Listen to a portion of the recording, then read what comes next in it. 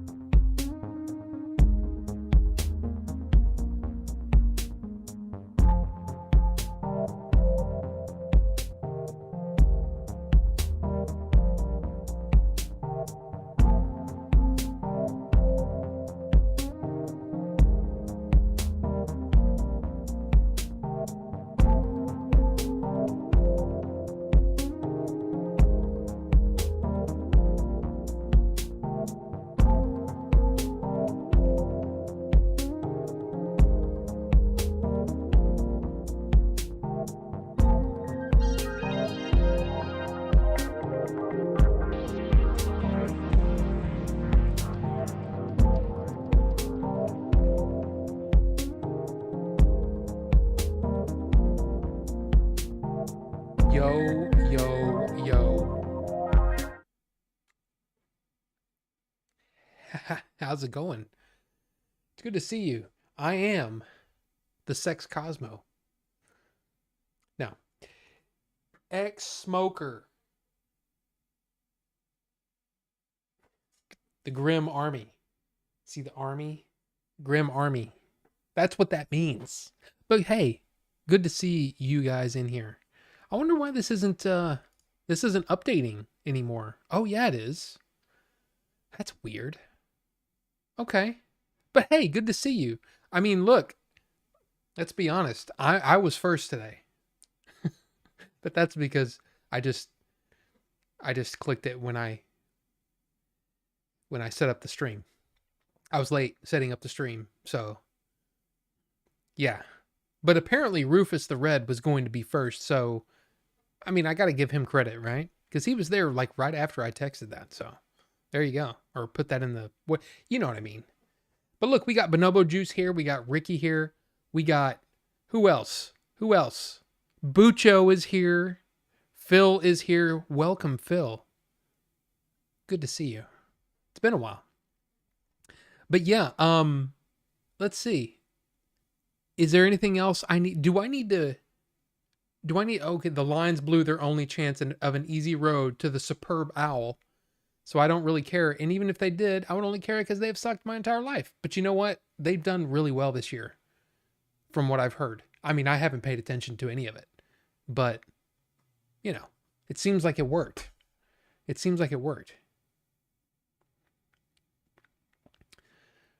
Dude, I mean, Max Sterling's not going to be with us tonight. But you know what? Max, if you're listening to this on the replay, how's it going, man? Anyway, so yeah, I haven't set up the automatic thing yet. So like when I click live, it'll just automatically throw it into Discord. But I haven't had time to mess with that stuff. I just haven't. Things have been wacky, and yeah, it's just been wacky. Um, I've mentioned before. What is this? What is this? What is all these things? Experience Twisted Love at Cutting Edge and save 20% on tickets.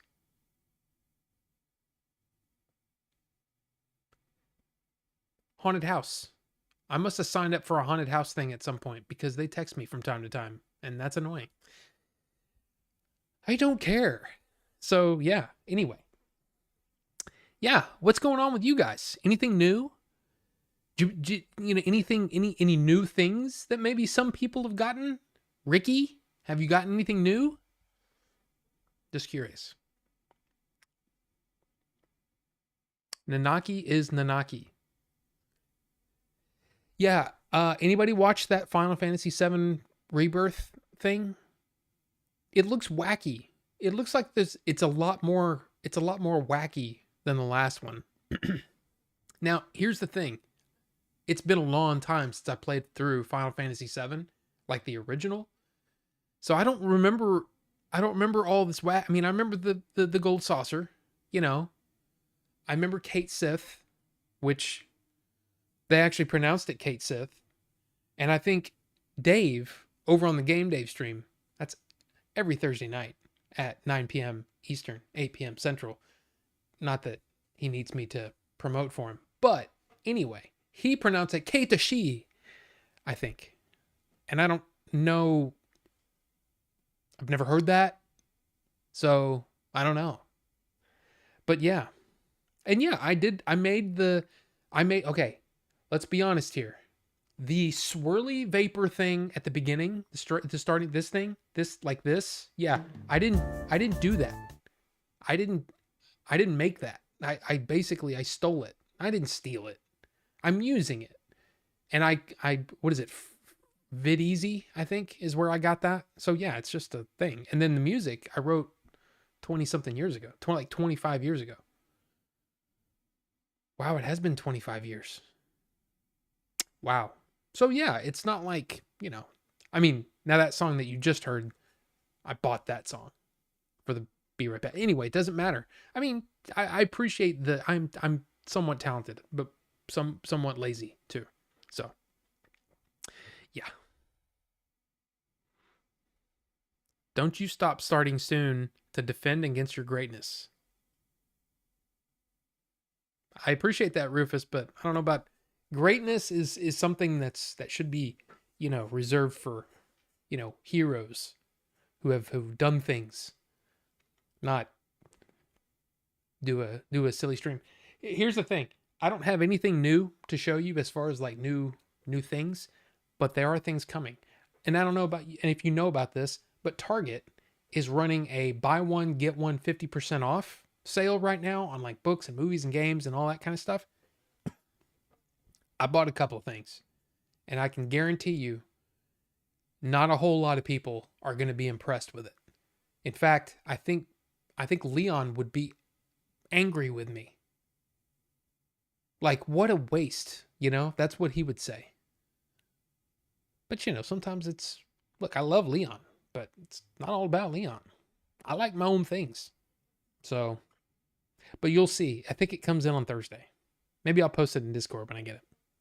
But anyway, let's see. I thought Cloak and Dagger was that Marvel TV show I didn't watch. Not a 40-year-old movie, Phil. A 40-year-old movie with Henry Thomas from E.T. fame, and recently was in The Fall of the House of Usher, and I thought he was great in that. He's always been one of those guys that I was like, I wondered why he didn't like blow up to be like a bigger star. And maybe it's because once he wasn't like a cute little kid anymore, it was hard to market him. I don't know. It was hard for him to get roles. I'm not sure. But the kid could act. Watching Cloak and Dagger again for the first time in probably 35 years, that's the thing that kept impressing me, was like, holy crap, this kid can actually act. This kid's good. Like really good. I don't know. Billy Booty. Yeah, I probably should stop doing that since it has nothing to do with, me. I mean, other than I shot it. Maybe I should use the intro to my vlog that Bucho seems to like so much. But anyway, the Sex Cosmo. I'm way behind. If you haven't, if you haven't figured that out already, I'm already behind. Euroland. Sup or Bowel game. Cosma, how's it going? Moi and Noir is here. Welcome. I'm far behind. I'm sorry. If some people might have already come and gone by now, but I appreciate that you stopped in, and I hope that you're still here, and we're still talking. I'm just way behind. The new coach is the star. Yeah, American football, I know very little, other than apparently Taylor Swift is like the main thing that everybody's concerned about. But hey, that's drama that I just don't care about. Doesn't concern me. So there you go. What does your name mean? I've never asked. Moi, are you talking about me? Order 42? If you are, it's a mixture of Star Wars and Hitchhiker's Guide. So Order 66 and the answer to the ultimate question, which is what is the meaning of life, the universe, and everything? And the answer is 42. So I said, and then I made up this thing about, you know, like the clones had a list of orders is the way that I looked at it. You know, maybe almost like directives, like RoboCop, you know what I mean? Like serve the public, trust, you know, all that kind of stuff, right? So I was like, what are the other orders? What's order 67? What's order 69? I mean, seriously, what are the other orders? And so the more I thought about it, the more I was like, order 42 is kind of cool. That's kind of a cool name. I like it. And then, in fact, I think I was talking to Bucho about it. I was like, hey, what do you think? Do you think that's a cool name? And he's like, yeah, it's pretty cool or whatever. And then I went to Payway, which is, for those of you who may not know what Payway is, it is a Chinese food restaurant.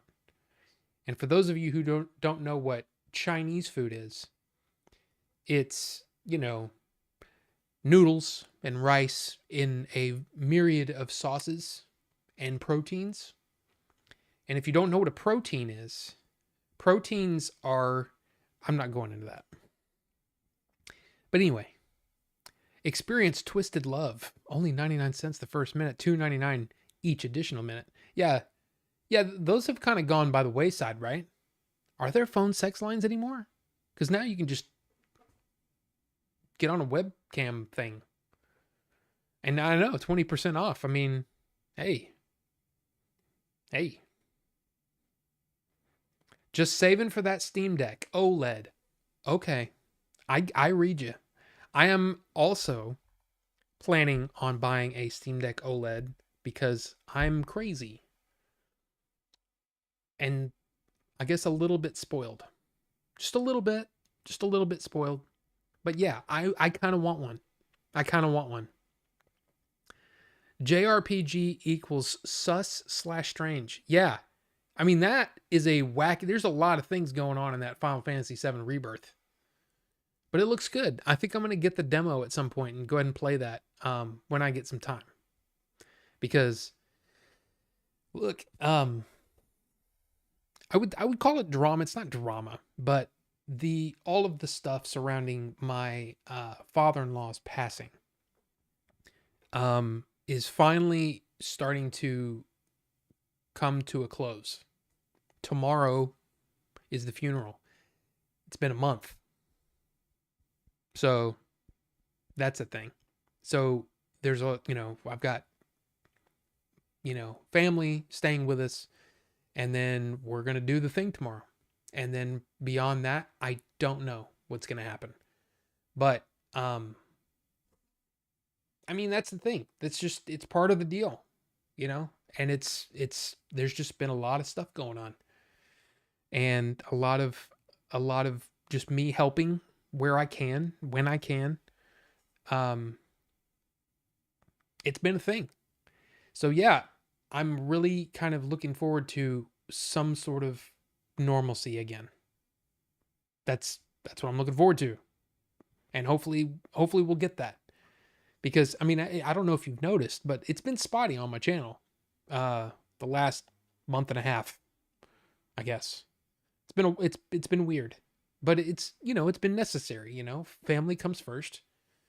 But like I hadn't been able to do, I mean, just as the easiest thing that I do on my channel are the shorts. And I just hadn't had time for those either. So it's just been crazy. And then, I don't know, freaking, I did a Cloak and Dagger video that was 15 minutes long. Probably not the smartest thing to come back, from a small hiatus. Hey, let's do a 15-minute video on a 40-year-old movie. Probably not the smartest thing, but that's what I did. Because I wanted to talk about it. So there you go. Remember everybody. Yeah. Got to stay hydrated, man. It's important.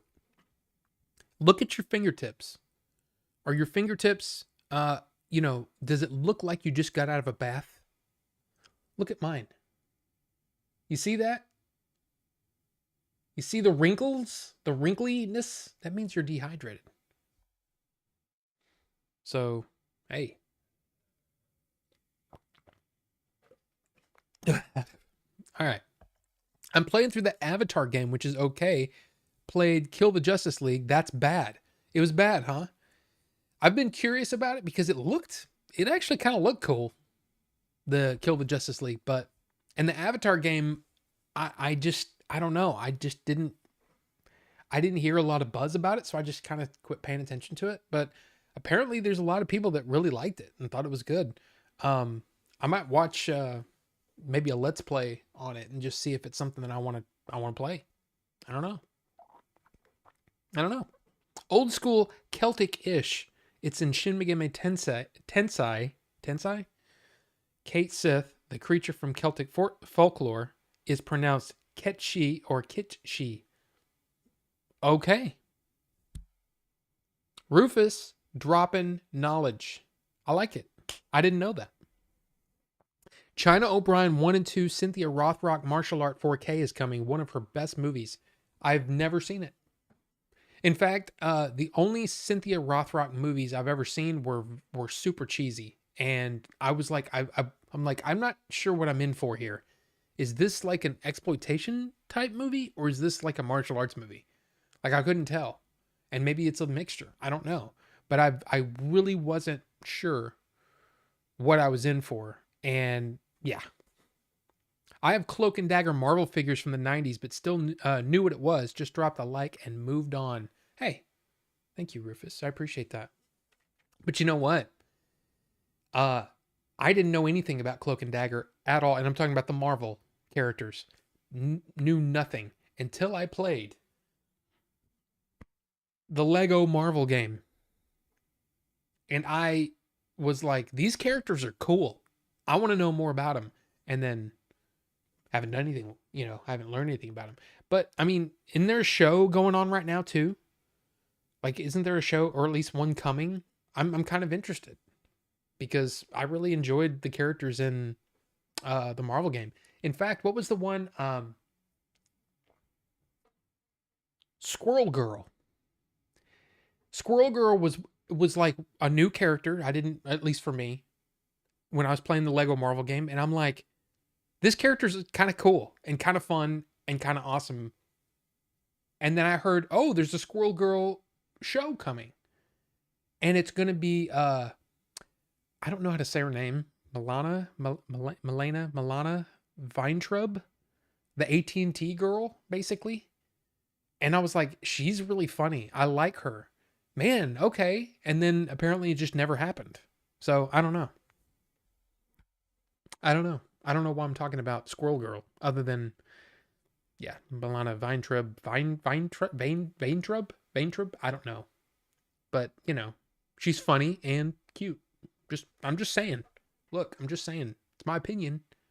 I'm just saying. Haven't watched the new stuff they made for them. Oh, okay. So there is new stuff. American football is just lame handball. Isn't that Leon's thing? Handball? Taylor Swift plays American football? Oh, okay. I didn't know that. I'm pretty sure. No. Having never been to New York, is the subway like in the movies or the opening to the original Equalizer TV show? Did Cosma answer? Me neither. Never been on a subway and not planning on to, especially New York. I live upstate and to the left, more farmland. Oh, I didn't know that, Cosma. Interesting. I drove past New York when we were on our little trip. This is, what, 2017? 2018? Not sure when exactly. I'd have to look it up. I mean, I could, yeah. But basically, we started in Portland, Maine, and drove all the way down to Richmond. Richmond? No. Raleigh, North Carolina. Yeah. So over like 10 days. And so we stayed in all kinds of different places. It was seriously probably the most expensive trip we've ever taken. but it was the most fun because you never knew, like neither one of us knew what the next day was going to be. So basically the only thing we did, we bought the plane ticket to Portland and then back from Raleigh. And we, 10 days later. And the only hotel room we bought was the hotel room for that first night. So that every time we would, like that night, we would figure out, okay, where do we want to go tomorrow? What's our plan? And then we'd say, okay, where are we going to stop? We stop here, right? And then we'd find a hotel and we'd buy the hotel. And at that point, April, the place where she was working, she got deals on hotels. So it was one of those things where it was like, it all worked out. I mean, deals. It was still really expensive. And it was expensive to do it like the day before or whatever. But it was awesome. And like I said, we just got to see all kinds of stuff, We went through New Hampshire. We didn't touch Vermont, which was kind of a bummer. But then New Hampshire, then Rhode Island, Connecticut, and then basically touched Maryland and Delaware, Pennsylvania, New York, and then we were around New York City. So we didn't actually go into New York City because we figured if we go into New York City, we're never going to leave. So we need to make that its own trip at some point. We just haven't done it yet. So, yeah. But I'll tell you, New Hampshire was actually a nice area where we went through, and they had stuff there, like places to eat and all that stuff never seen before, never heard of. It was awesome. So it was weird because it was almost like going into like a new country, even though it was, it's my country, but I mean, not my country, like I own it, but you know what I mean? And it was interesting. It was an interesting trip. I recommend you seeing as much as you can see. Go as far as you can go and do the things because it enriches your life. That's how I say that, and I buy a bunch of stupid crap, but yeah, we really enjoy our trips, and we tend to go a little nuts.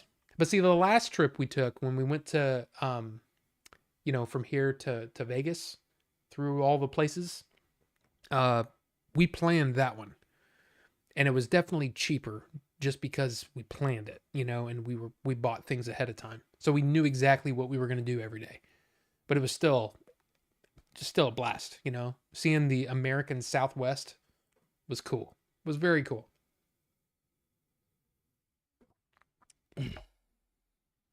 Let's see. Yeah, the weather's been weird, right? It's been warm here too. I mean, I think tomorrow it's going to be like 66, something like that. So it's going to be nice, but it's not going to be cold at all. Let's see. Wait. Okay. 42 is Unicode for asterisk, and star is whatever you want it to be. Order whatever you want it to be. There you go. Order star. Or asterisk. I don't know. You want a Steam Deck, but you don't need it, so you restrain yourself. Yeah, I don't need it either, but I want one. I want to, outside of doing everything else, it would be nice to have something to tinker with outside of Lego. You know what I mean? Because that's not, I mean, for most people, that's a one-person job. In this house, Lego is a two-person job. And so I can't do that by myself. But the Steam Deck, fooling with things and tinkering with things, I like that. So, and Bonobo Juice and Phil, thank you for your well wishes. I mean, again, it's something that we've known was coming, but it's still, now it's okay. Now we got to do everything to make sure things are doing the things that have to happen. It's hard to explain, but it's been crazy. It's been really crazy. And there are things, I'll just say, surrounding it that have been surprising and annoying and yeah. And it's not what you think. Because I guarantee you, a lot of people say, oh, it's people fighting over stuff. Yes, but that's not the thing. It's, yeah, can't go into it, but it's a thing, and it's been nuts. It's been a nuts month. I'll just say that. You piqued my interest in Cloak and Dagger. Thanks for the video. Hey, Phil, I hope you enjoy it. Again, anybody watching this that hadn't seen Cloak and Dagger and now is going to seek it out to watch it, please let me know what you actually think of it. I'm not trying to get comments and all that stuff. I mean, sure, comment on the video if you want. But yeah, I'm curious how a movie like that will play today. 40 years later, kids just jumping on a bus, driving across town, sometimes, at 10 o'clock at night, driving a public bus to do things. It's an interesting look at what the 80s were like and what that time period was like. I mean, I was 8 when that movie came out, and I don't think I saw it until I was like 9 or 10. But it was like constantly in the rotation because hey, a story about kids and they're doing fun things and cool things and they're shooting guns and wow, it's cool. So yeah, I would be curious what you think. I want it so bad. That means I need it. Yeah, I really. And Rachel, did I say hi? Rachel, hi. Hi, Rachel. Rachel, are you there? Hi. I think I said hi earlier, but if I didn't, hi. I'm behind. So, there you go. Squirrel Girl is canonically the most powerful Marvel toon. I did not know that. That's interesting. I just thought it was like, oh, well, this is like super cute. And I like this. I think it's just cool. I like it. Bit of both with Rothrock. Rob perfectly summed up. China O'Brien was co-production between Golden Harvest and an American studio. Same dude who produced Enter the Dragon, Robert something.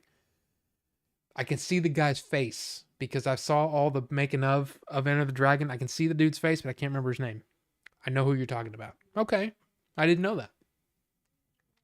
I can easily fall into that mentality, so I'm going to act like I don't fully relate to that. And he's talking about how it's like when you want something so bad, it turns into need, even though it's not an actual need. Oh, this is timeout. Okay. So, does anybody know anything about record players? This is probably a long shot. I'm just going to throw it out there. So, what I didn't realize is the other day I was looking into, and this is one of those late nights, April's asleep, and I'm fooling around, looking at the internet and all that kind of stuff and reading stuff and watching videos or whatever. I watched all of Star Blazers 2199, which was really good. I hear the 2202 isn't that great. That's another story. But 2199, if you're a fan of the original Star Blazers, you should watch that because it's freaking awesome. And you can sign up for a Funimation account for like $7.99 a month.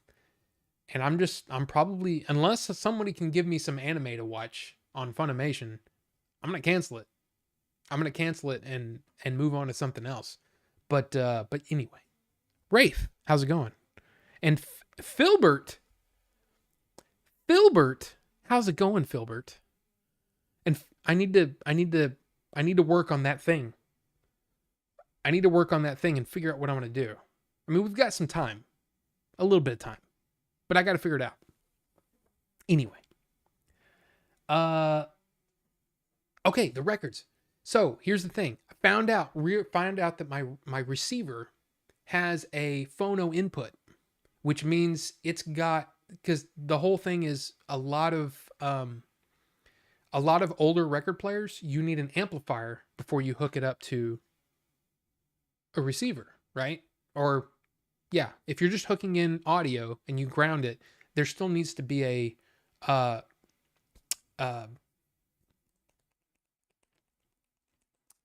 amplifier, right? So here's the thing. I plugged it in. Now I haven't, on my old receiver, I didn't have a phono input. So I had to get an amplifier, and I bought a cheap one just because it was like, I don't want to spend $500 on an amplifier. I don't even know if this thing works, if this record player works. So I just kind of, it's just been kind of sitting there, you know, in its little slip cover and all that kind of stuff, right? But then found out that my new receiver has a phono input, and I'm thinking, hey, this might actually work. So I plugged it in, and it sounds twice, 3 times better than it did on the old setup. But it still doesn't sound good. Like, still doesn't sound great.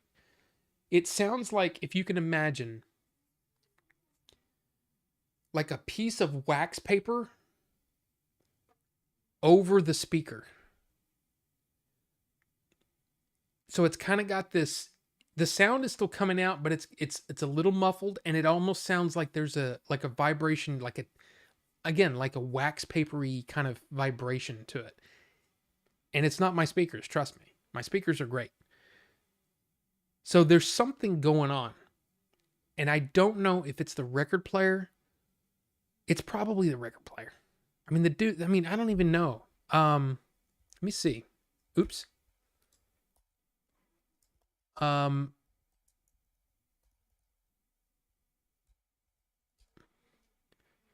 This is, dang it. I forgot to set up the thing. Hold on a second. The browser thing doesn't work because I'm an idiot and didn't set it up. I also didn't restart my computer. So I'm hoping everything works the way it's supposed to. Does this work? Okay. This is my record player. Holy crap, look at those prices.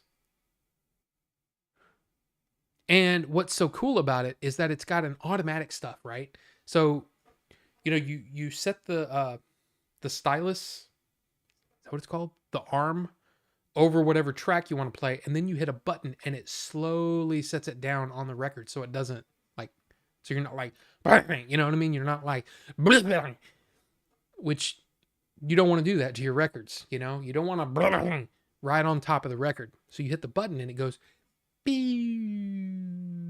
right? And then if you want to change tracks, instead of just going, you know, and taking it up, you hit the button and it slowly lifts it up. So it's like it's an automatic record player.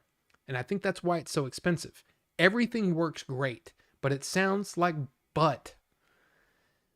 So I might have to take it to a place and go, hey, what's the deal? Do I need, in order to make this sound good, do I need to buy like a badass amplifier? Or what? Or is it, no, this one's never going to sound as good as like a brand new, like $500 Audio-Technica or something. I don't know. But it would be cool to listen to some of my albums. I have like the whole Nine Inch Nails discography on vinyl.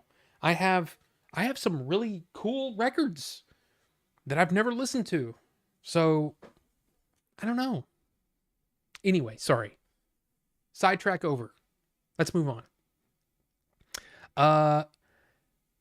Like The Quiet Places. Like I said, man, I love the Northeast. I loved it. And especially the more coastal you got, I really dug it. I really dug the feel, you know, and it's very, very cool. So I want to go.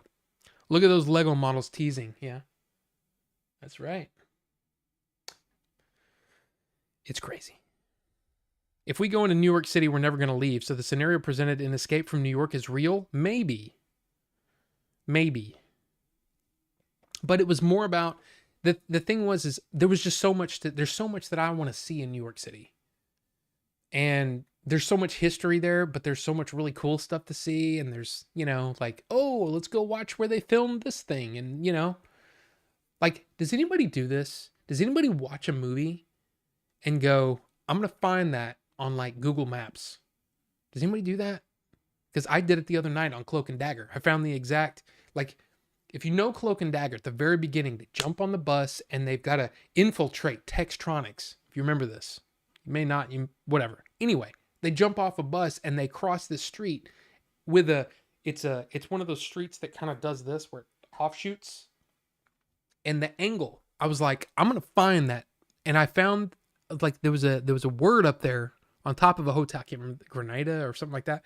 Anyway, I looked it up, found the exact spot where Henry Thomas jumped off the bus you know, in Google Maps or Apple Maps, whichever one it was. I think it was Apple Maps. But does anybody else do that? I did it with Daredevil once when I was watching the Daredevil TV show. I'm like, dude, this is where the camera was placed. And I think that's cool. But anyway. 42 is the meaning of life, and 42 is in Unicode and is whatever you want it to be. That was always the thing Dougie Boy was getting at. The meaning of life is whatever you want it to be. Oh, well, there you go. There you go. But Wraith, did I say hi? Hi, Wraith. And Filbert, I know I said hi to you, but hi again. Wow, I'm so behind. I'm so behind. Let's see. You didn't miss much, Wraith. You missed me talking crap the way I always do. McFibs like McRibs, McFibs like McFists. What? Not sure. I posted my Cloak and Dagger figures in general in Discord. Am I the only one to like the stream, or is mine not updated? I show 4 likes currently, if that is updated. I mean, look, I would love all the likes and all the things, but I'm just glad you're here. I'm just glad you're here. If you want to like and comment and all that kind of stuff, subscribe and blah, blah, blah, do the thing, man. Just do the thing. So there you go. I'm seeking a copy of Cloak and Dagger, Rob. Never heard of it till you did the video. Yeah, now I know that there was a DVD or a Blu-ray released not too long ago. I'm assuming that was an old transfer and it was going for crazy prices. But then Vinegar Syndrome is one of those boutique Blu-ray places, and they came out with that limited edition that's right there. They came out with that, and then once they sold out of that, now you can just get the 4K. I think it's the 4K and the Blu-ray in a set for cheaper, but it's not in a special edition sort of set. And as I've said before, I love the special edition stuff. I think it's cool, but always offer a standard edition as well, because there's people like me who might just go for the standard. Just like I talked about that 7 set that's coming out. 7 as in SE, what is it? S7N. S7N? Is it up there? It's not. It's in there, I think. I think I put it back in there because I hadn't done a short on it yet. You know, 7 with the 7 in the middle instead of the V. So it's like S7N. Or it's like, you know, here, you're probably like, what are you talking about? 7 Blu-ray. See, it says S7N. S7N. Instead of just 7, it's S7N. And then there's let's see. Fant 4-stick. Fant 4-stick. Did anybody see Fant 4-stick? Know what I'm saying? That's what I'm saying. Anyway. I'm weird. I'm sorry. Help stick it to the algorithm. Yes. You missed Rob saying he was afraid to go into New York City. I wasn't afraid. I just knew that there was so much that I didn't want to miss anything. And so we knew that we were going to take too much time. Let's do the things around it. You totally made it up. Okay, good, Rachel. Good. Escape from New York is basically a documentary. That's a direct quote. I played my Steam Deck way more than I ever did my ROG Ally because EmuDeck is just way better than separate emulators for every console. I'm really excited to really see what that thing's all about. So, it's Gotham over here, but without Batman. If you have a guide, you'll be fine. Okay. I know I fried mine running 20 volts through my 12-volt turntable. Wow, that sucks. Ted, dropping in to say hi. Ted, I'm not sure if you're still here, but if you are, great. Hi, how's it going? Welcome. If you're gone, well then, screw you a little bit. I'm just kidding. Thanks for dropping in. Hope you dropped a like, so the algorithm can put me out and whatever. I'm glad you stopped in. I'm glad you stopped in. He sounds good. I was going to talk to you about a few ideas around all that. Okay, Filbert. Okay. I mean, I'm down. I'm down to help out however I can. Okay? Seriously. Because, I mean, and if you don't believe me, well, then you can just shut up. Okay? Just shut up.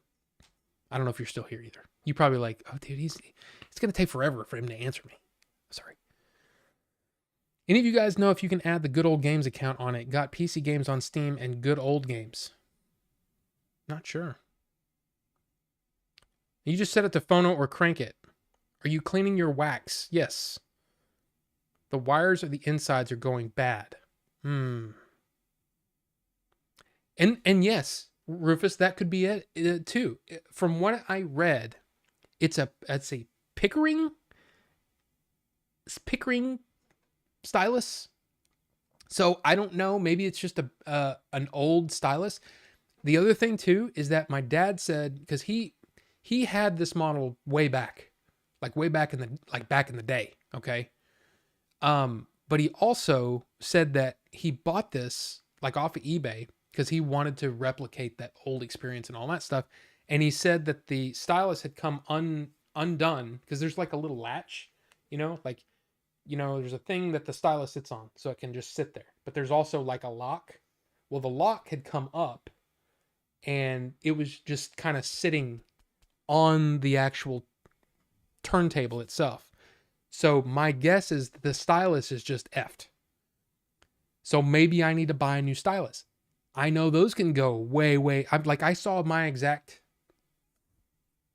cartridge. Is that what they call? I don't know record stuff. But I think that whole assembly was like $200 something, and that was for a cheap one. And I'm like, holy crap, man! I just want to listen to some records. Can I do that, please? Because eventually I'll just get to the point where I'm like, screw it. I'm just going to listen to Apple Music. It's easier and it sounds better and I don't have to F with stuff. But I also believe that there is something, just like there is about a movie, a video game, physical media. There's something about interacting with it, putting it on a thing, actually picking up a thing to put over onto the right track, hitting the button, having it go beep, beep, beep, beep, beep, go down, hit the song, and you're just listening. And then you can't skip a track easily. You just listen and you just take the album in. It's a different experience. So I want to do that. I want to do that with some of these records I have. I mean, there's a lot. I have a lot. And it's all like, there's some of my dad's stuff in there. There's some of my mom's stuff in there. My sister's stuff. My, like, old records of mine. I have the old Close Encounters of the Third Kind soundtrack over there. I have the original Ghostbusters soundtrack. Yeah, I want to listen to that. It'd be cool. Knights of Old, Audio-Technica AT-LP120XBT-USB. Okay, can I copy this? I just want to look at it. Can I look at it? By the way, let me see if I can pull this up. I want to look at it, but I want to show you. Yeah. So see that? There's a power, and then there's the Q buttons, up and down. And then you can have it set to manual or auto. And on auto, once you start the record, you can hit auto, and at the end, it'll pick it up and put it over, I think. But then, you've got your 45 and all that stuff. It's just cool looking. And it looks definitely... See, that's a Shure cartridge, I believe. And I think this one's working... I mean, and dude, that top is pristine. Mine is a little scratched up, a little dinged up. It's not in perfect condition, mine. But there you go. That's what I'm talking about. So let me look at the one that you have. Okay, $400. Okay, Safari can't open that huge freaking page. All right. How about I just do this? There we go. See, that's good looking, man. And modern looking. I like that. I like it. You saw the crappy Fant 4 stick? I didn't see it. I did not see it. Wait a minute. Were you playing Billy's music? Just kidding. It's all right. Music, to be honest, changed my mind. I wasn't playing Billy's music. I don't believe it's available on LP, but on a vinyl record. But if it was, you better believe I'd play it. Go to New York with me, Rob. It's great there. Okay. Let's go. John Michael Edwards. Hello, John Michael Edwards. Good to see you. Just dropping in to say hello. What's up, Rob? I mean, we're doing the thing. We're doing the thing. It's good to see you. And sorry, things have still been crazy. Still been crazy, man. We're still dealing with things, but hopefully, like I said, tomorrow is the funeral. It took 2.5 weeks for them to sign the death certificate so that we could do things and set things up. And then we had to get with the DFW National Cemetery and get with them. There was a whole thing. It was a whole thing. But we're getting close. We're getting close to the end. So 80s New York and 50 and 40s and 60s. What? Funny fact, my cousin works in the Clamp building that was in Gremlins too. Oh, that's interesting. I miss 90s Austin. Yeah, I haven't been to Austin in a while. So sit on it. What am I sitting on, Ted? I'm not sure. I'm not sure. The thumbs up? I don't know. See, I'm so far removed from your comment. I apologize. I suck at that. I get off on tangents and then y'all keep talking and then I want to respond, and it's just the way things go over here on Order 42 with your host, Sex Cosmo. That's not true. It says ex-smoker. Ex-smoker. Because I vape. Get it? Vape. Anyway. The best part about vinyl is the cost and the inconvenience. It's more like a drug ritual than enjoying media. You appreciate it more when you drop $40 on it. I mean, I don't know if that's true. Is it? I mean, in a way I can see your point, because sometimes you appreciate something more if you've worked to get it working, or you know what I mean? Like, yeah, you can just go buy a PlayStation 5 and play a game on it. But it's another thing to buy something like a Steam Deck where you have to do some tinkering to get things to work. And I kind of like that too. It's kind of interesting. But yeah, you may be onto something, Rufus. And maybe I do need to just get on it. I need to freaking get this thing fixed. If nothing else, then to honor my dad's purchase. I don't know how much he spent, but I mean, dude, thing's expensive, man. And I really like all the cool things. It's neat. It just doesn't really fit anything in my house though. And here's the other bummer. In order for me to hook it up in the living room, the only place it can sit is right on top of the entertainment center. I guess entertainment center, the whatever, the TV stand, which is the TV's mounted on the wall. So it's, anyway, it doesn't fit anything in this house because it's brown and very 70s looking. You know what I mean? It just doesn't fit the style of this house, such as it is. So I don't know. It's going to be a thing where every now and then I'll get it out to, but even that will be an ordeal, you know, taking it over there, getting it hooked up, making sure the ground is screwed in right, but the thing, you know what I mean? My guess is it's something internally that's just not right, or the cartridge is effed. So yeah. Should use a real browser like Opera GX or Edge. I don't know if well, I mean, Edge, no. But Opera works on Mac, doesn't it? I mean, I use Safari mostly because it does everything I need it to do and it's synced up with all my stuff. But I do have both Chrome. I have Chrome open now, and I also have Firefox installed too, if I need it. So take that, Ricky. I don't know. You could be a crossfader dominator with that table.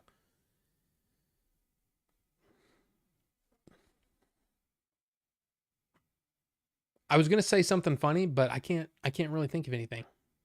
But maybe, I mean, I guess. Oh, Knights of Old, it's wireless too. Yeah, see, that's the thing. To me, the whole okay, I'm gonna sound snobby for a minute, and I have no right to be. I don't want to compromise the sound coming off of that record as little as possible. I want as little in the way of the record to my speakers, if that makes sense. So in my opinion, doing it wirelessly, you would lose something because it's got to be transmitted. It's got to be compressed and then transmitted digitally through the air, sent over to the thing. It would be, I mean, and who knows, I could be completely wrong on this, but my thinking is that the whole reason for doing this is to be as close to the music as possible. Do I sound like a complete music snob or something? I just, that's how I'm feeling about it.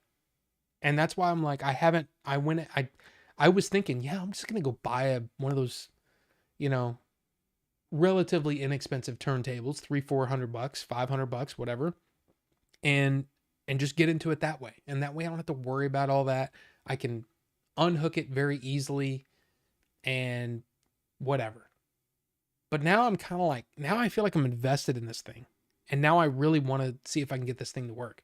My guess is that the guys at the places are going to say, you probably need to redo the wiring. You probably need a new cartridge, and you probably need a good amplifier, because the amplifier that's built into this, I think $500 receiver, $400 receiver. I don't remember how much I paid for it. It wasn't that expensive though. The amplifier that's in that is basically a cheap amplifier. So you're not going to get the sound that it could really put out. I think. At least that's my thinking, just from the bare minimum of research that I've done. I couldn't think of the word. Not a country person, but rip Toby Keith. Yeah, I heard about that. It's crazy. 62, right? Yeah, that's strange. And of course, Carl Weathers. I mean, that happened. That happened over the weekend, right? I mean, that was just. Wait, when did that happen? Carl, oops. February 1st. Okay, so it did happen. Yeah. I mean, what a dude. It's like you might say, "Oh, he's just chubs," or he's just whatever, but then you really start to look at his career and it's like, "Holy crap, he's been in a lot of great things." And he brought a lot to each of the movies that he was in. I mean, it's good. New vinyl prices are way too crazy. See, that's the thing, Knights of Old. You think, if anybody thinks that I'm stingy when it comes to the movies that I purchase, which I am, I like, okay, Max or Shozama, whatever you want to say, that guy buys all kinds of stuff that I would never think of buying, because he buys a lot of older movies, and he buys, things like Kino Lorber.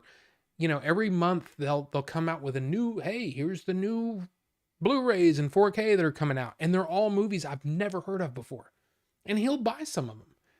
So my problem is that, like, I need to know that it's something really awesome before I lay down my hard-earned cash, whatever you want to say. I'm spoiled right now, okay? But before I do that, I need to know it's something good and something I'm going to like. All the albums that I've purchased myself, they're ones that I either already know and like, or it's Nine Inch Nails. So, yeah. But I guarantee you there's going to be some that I'm just going to pick up because of, like, oh, I heard this band was good. And that's what I want to do. I want to be able to go into a record store, just like think of it like Blockbuster or like a video store, where you go in and you just look around and you go, hey, this looks good. Let's try it out. I've never heard of this band. Let's try them out. That's the kind of stuff I want to do. And I think it'll be fun. Like, here's something. This is going to sound stupid. I don't know if anybody else ever did this. But back in the day with like CD Warehouse and places like that, we would say, we're going in there and we're not coming out until we've each bought something. And we would listen to it in the car on the way home. And usually it was, some CD or whatever. And so sometimes we'd spend a long time in these places just looking around, and sometimes we'd find some real crap. And sometimes it would be, and it didn't have to be like, we're going to buy this $80 box set. No, I'm talking about like a cheap $4.99 CD. None of us have ever heard of it. Let's listen to it and see if it's any good. And sometimes we found some really cool stuff that way. That's what I want to do. Sure, you can go on SoundCloud and find all bands that way. Yes, of course. But I don't know. I kind of would like to do that with records. I think that'd be fun. I don't know. Oh, and there you go. Carl Weathers. Yeah. Sex Cosmo. That's not going to be a thing. Oh my God, I'm so far behind again. Okay, we're going to get caught up like right now. Okay. Where Sex Cosmo. Right here, Houston is very good. Should I go there one day? What other part of Texas should you go in the future? Houston is fine. It's muggy, and I don't like the smell of the entire city. I'm sorry if you live in Houston. That's been my experience. I've just never been a fan. I flew down to Houston to buy my car and couldn't wait to get home. But mostly because I was having fun driving my car. But yeah, so Houston, meh. Definitely San Antonio. I mean, Cloak and Dagger was shot there. Austin. Yeah. I mean, there's sure. But the thing is there's little pockets of cool stuff everywhere. Now there's a lot of podunk towns that look like this looks dead. Like there's nobody that lives here and there's like 12 people that live there. Yeah, there's a lot of that. But that's what I would say. DFW, you haven't even scratched the surface of DFW. I mean, there's so much here. So yeah, that's a thing. Just saw Weezer Blue album on vinyl today at Target. Yeah. And I want to buy, there's a Nine Inch Nails album that I haven't purchased yet and I want to get it. And it's cheap. It's like $20, which, I have it on Apple Music, and I have digital copies of it because I bought a digital release. Still want it on vinyl because I'm a dork. There you go. I'm being dead serious. I know it's silly to collect vinyl in 2015, but I do it anyway. It's cool now. I have all the good Weezer on vinyl, good pickups. Playlists ruin the music experience. I mean, the music experience the way the artist intended. But again, I mean, you ask anybody that's talking about movies, nobody gives a crap about that. It's the final. I want to view it the way I want to view it. That means if I don't want to pay for it, I'll pirate it, whatever. It's a different thing now. There's very few, I would say the percentage of people that actually sit and listen to enjoy the music and the experience that the artist is creating is very small. It's a very small percentage of people. It's just like, oh, I want to put this in my playlist so I can go, have sex to it. Or work out to it. Or here's my driving playlist or whatever. And that's fine. That's fine. But there's also a place for just sitting down and blocking out the world and just taking in the music and the art, the artistry of it. You know what I mean? Not as patient as you guys. Vinyl sounds like a pain in the ass. I'm far too lazy. Phil, that's why this thing is still sitting here. Is because I'm far too lazy for the most part. But Austin was awesome in the late 90s and early 2000s before it built up. I do not recommend Houston. It is an armpit. Seriously, the whole city stinks. To me, I don't understand it. Mixtapes are a fun breakaway, but always a mixtape. Yes. Blue album would be sweet. I think I have some Weezer. I think I have some Weezer in my closet. Not out here, but I have some. I know Edge works, but I didn't use Opera GX until after I got rid of the Mac, so I don't know. Dude, Safari does everything I need it to do. I mean, I don't know what you do with your browser, but Safari is like the fastest, lowest impact on your processor browser on the Mac. I mean, it's part of the deal. So, yeah. Rob's like DJ Order 42. Nope, not going there. Yeah. Wireless is silly with vinyl, but I'm already silly. Oh, it's already silly. Mine, that's effed now. I mean, I could just say it, couldn't I? Yeah, I could. But anyway, has Bluetooth and it's fun to use here and there. It's the experience, not the components. True. Just get a good enough weighted table to not ruin your wax. Like wax in your ears. That it's such a weird thing, and I'm hoping that I can explain it in a way that somebody will go, "Oh, I know exactly what that is." You know, one of these old record player guys, seen everything. You know, it's like he's been working on those suitcase record players from like the 50s. Yeah, he knows exactly what's going to make these things sound the best. That's what I want. I want it to sound the best that I can get it at a reasonable price, because I don't want to spend $1,000 on an amplifier. I know they go up to like $4,000 or something. I mean, it's like ridiculous. I don't need that. I just want to be able to enjoy my music. High quality modern turntable and audio engine, 5+ speaker amps satisfy the audiophiles, and you connect via wires too. Bluetooth is what I mean, not wireless. Oh, I get you. But still, though, I mean, when you're doing it through Bluetooth, I would think that you would be missing something. Like, for example, I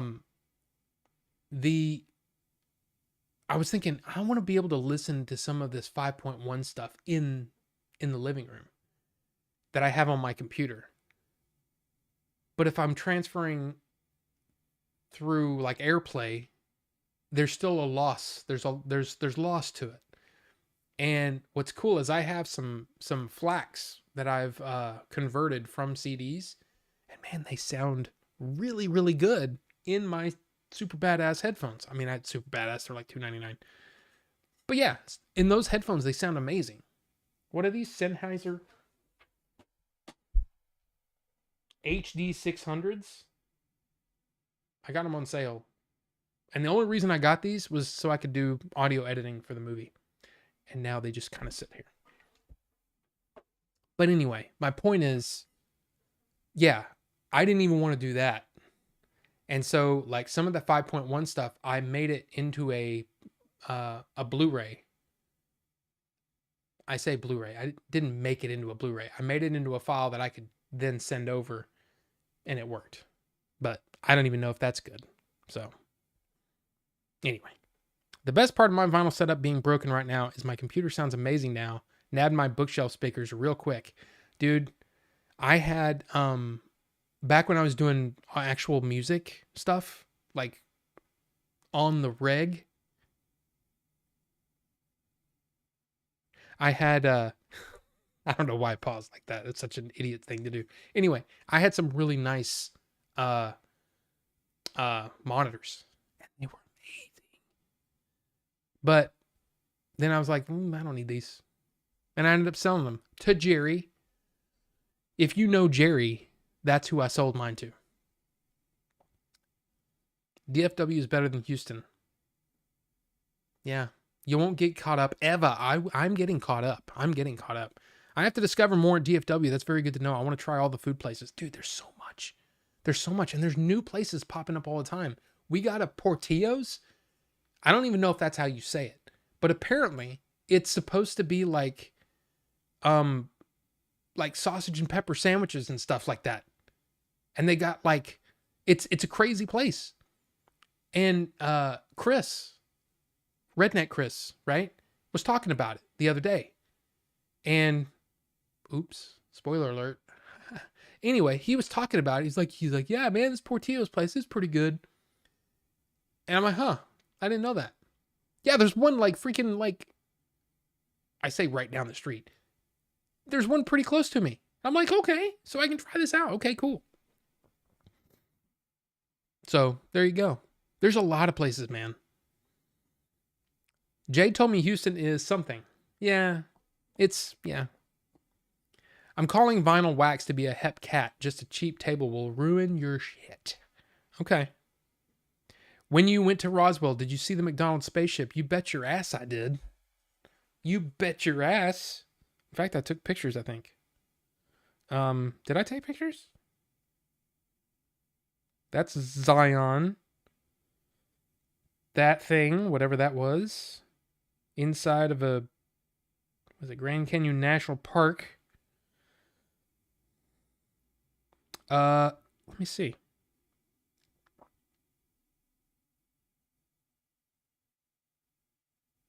Dude, come on, man. That's freaking awesome. If you've seen Contact, you know how cool that is. Dude, I love that. Dude, seriously, made me tear up. Love that place. Oh, you know what? I didn't take a pic. I think April took a picture of me outside it, but I took a picture of that. Now entering UFO McDonald's Roswell, and it was like a laser thing on the ground, and it kept changing. So there you go. Yes.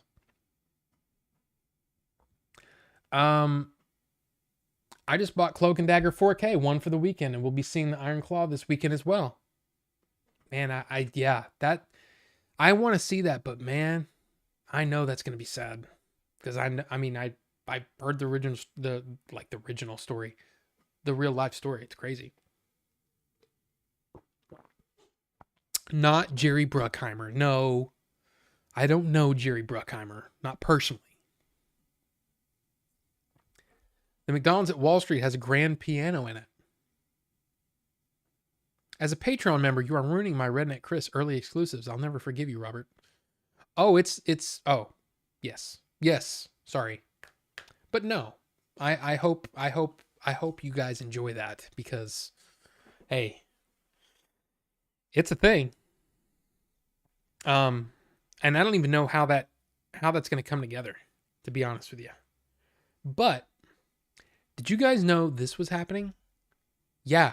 If you're a fan of Dune, it is coming out again this weekend for a few days in like IMAX and stuff.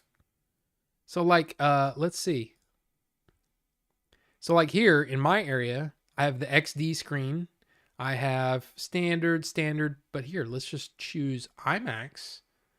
Highland Village IMAX. Yeah, dude. Yeah. We're going. On Sunday. We're going. April hadn't seen it yet. So I'm actually glad that she's going to see it for the first time in a big... I mean, I saw it in here with this TV and blaring. She wasn't home, and I watched the entire thing at like... Dude, it was awesome. Which is to me, sound is so important to a movie. And it's one of those things like, if you guys like looked into this Apple Vision Pro at all, you know, the little ski goggle headset, VR, AR thing, whatever it is. If you guys looked into it, because I go, man, that would be awesome if it had great sound. Does it have great sound? I don't know. I can't afford. I mean, I probably could afford to get one, but I'm not going to get one. It's crazy. It's crazy. I was actually going to ask I was going to put it in the poll if anyone had watched Argyle. So what did you think, Phil? What did you think? You don't know Jerry? Could have sworn. Well, JX Editor, hi. By the way. No, I don't know him. I don't. I'm giving shit. Maybe I shouldn't after being such a douche last week. Rufus, it's no biggie, man. Water under the bridge. You know? It's just, I mean, look. We chill here. That's what we do. That's what we do. So keep it chill, you know? That's it. Why not? Looking forward to part 2. Dude, I am so pumped. That last trailer blew my tits off. I mean, not literally, but pretty much. Yeah. You need Half-Life Alyx VR. Dude, yes, I want to try that. I hear it's amazing. Still not caught up. I'm caught up. I'm really caught up. I'm like right here. I'm not falling behind. No. No, I'm not. You're still typing. Well, yeah, I am caught up, Ricky. Any Bethesda VR is rad AF. Yeah. Yeah. I've watched a full playthrough of Half-Life Alyx and was like, man, I want to try that. I really want to try that. So, yeah. Let's see. What else? Yeah, I guess nothing else on that part. I was thinking of wait, I hate when trailers do that. It takes them forever to grow back. Am I missing something? I don't know. Porn in VR is, well, let's just say I limit myself. Interesting. It actually makes me wonder, like, okay, the Apple headset, right? I don't know if you've seen any reviews about it, but I would say that you should watch Marquez Brownlee's because he gives, I think, a pretty balanced look at what this thing is and what it's meant to do, you know? And look, I mean, the thing is crazy expensive. Sure. Let me see. Can you just click on that? And then, yeah. I mean, the thing is nuts. The thing is definitely nuts. That's just the website, which is kind of cool. Welcome to the era of spatial computing. You put it on your face and then windows pop up. I mean, I got to say, man, after everything I've seen, I really want to try it. I really want to try it, but that right here, this is what I want.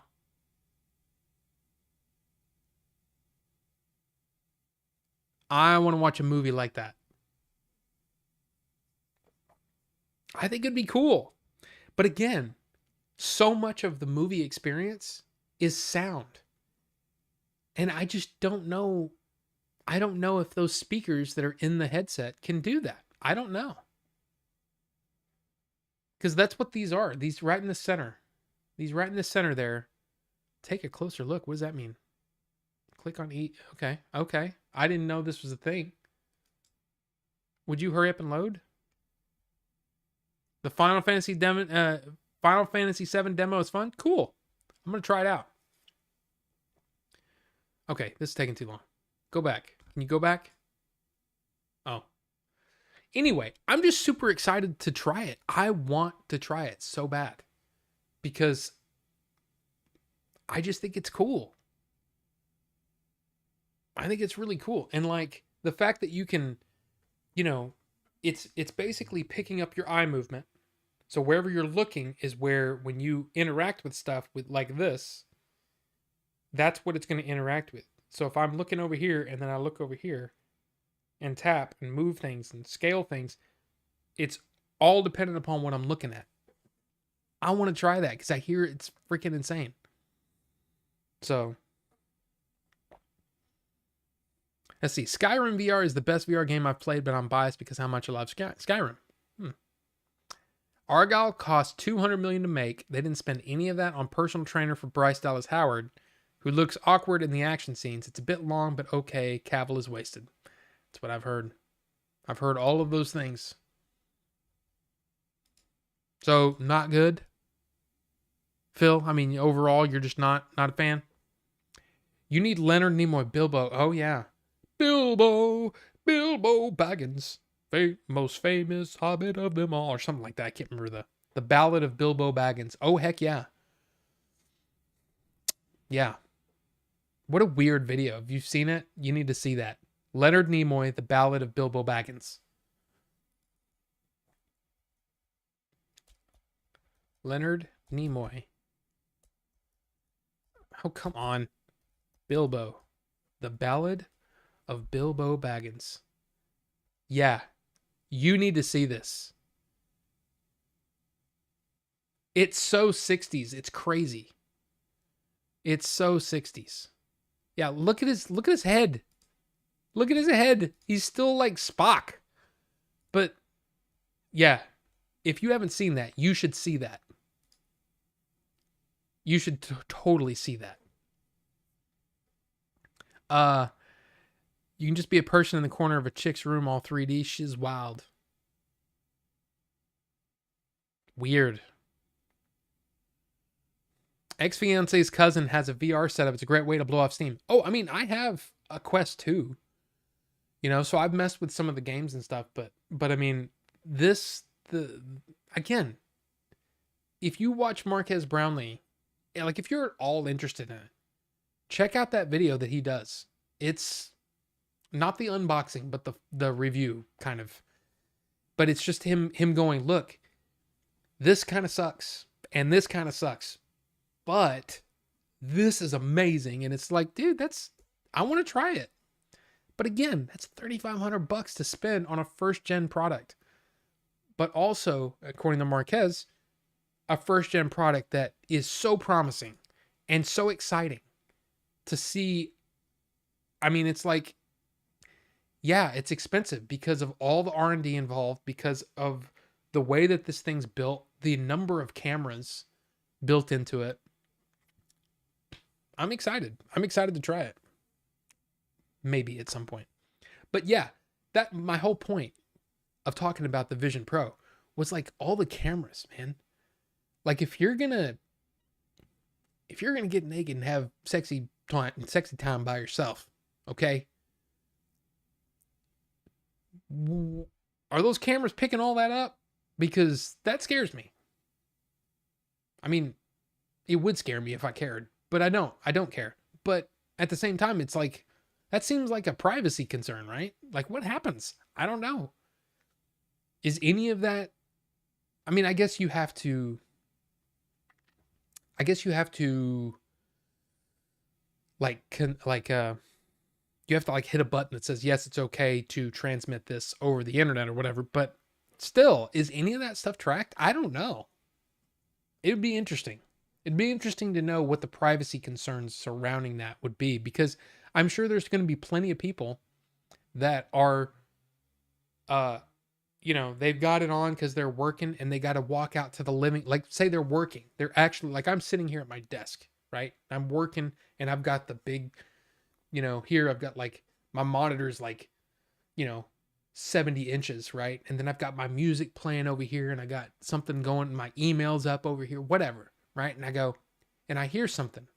So then I get up and I come up over here, still wearing the headset because of the pass-through, right? The whole idea is that you can just leave all your windows set up, and when you walk away, those will stay here. But you're just walking in here, and you can still see, you can interact with the world, somebody tosses you something, you can catch it because you can see all this stuff, right? But what if I go in there and, my wife's coming out of the shower? Like, does that get transmitted anywhere, or is it literally only what I'm seeing? I don't know.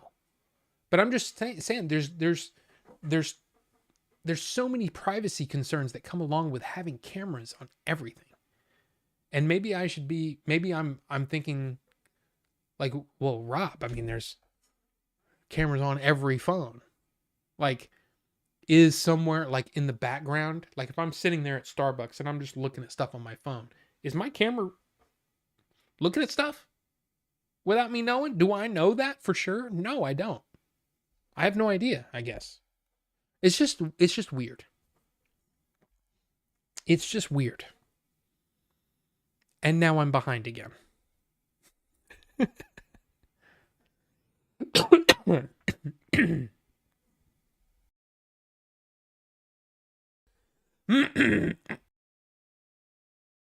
Sorry, I had to clear my throat there. Maybe I need some more water. I want full color pass-through so I can do dishes and watch YouTube not in black and white. Right, because that's the whole thing. That's the whole thing, is seeing some of the real life usage of it. It's crazy. It seemed cool, but from MKBHD, but no real games, no thanks. True. But that stuff's coming, right? And you know it's coming. So, and again, it's one of those things where you really have to be an Apple fan with expendable income to be able to justify spending $3,500 on a first gen product.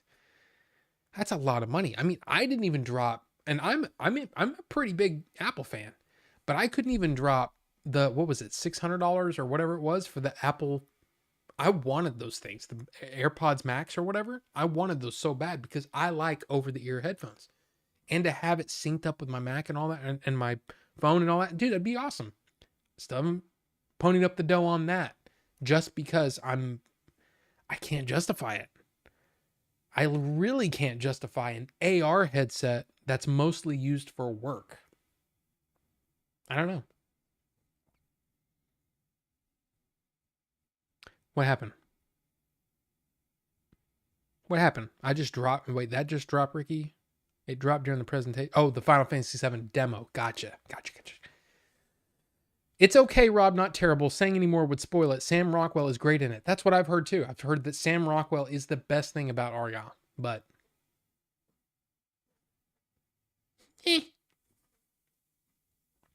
we're going to talk about that a little bit later on. I think it's a gimmick, Rob. Who's it for? $3,500? Let's see. But see, here's the thing. These things are selling. And I remember I was thinking there's no way. What was it? $650 for the AirPods Max, right? There's no way that those are going to sell out that quick. And they were sold out for a long time. Because I was actually considering pushing the button. And then I go out there to buy one, and then they're gone. Now, I mean, they're easy to find now. But, I mean, at this point, you might as well wait for the next version. But, man, I really want to try those because I hear they're really good. Yeah, I hear they're good. Headphones. I hear they're good. Get it? It's terrible. That's terrible, Rob. Stop it. I only get naked in camera-free rooms. Otherwise, it's all wired. It's all weird.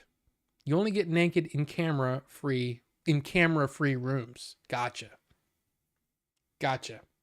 You only get naked in camera. I was trying to think a camera-free room. Like, you're talking about like some chat room or something? But I get, oh, it's all wired. Gotcha. I get naked everywhere. Anywhere and everywhere. Which is probably not great. But the fact is, I don't care.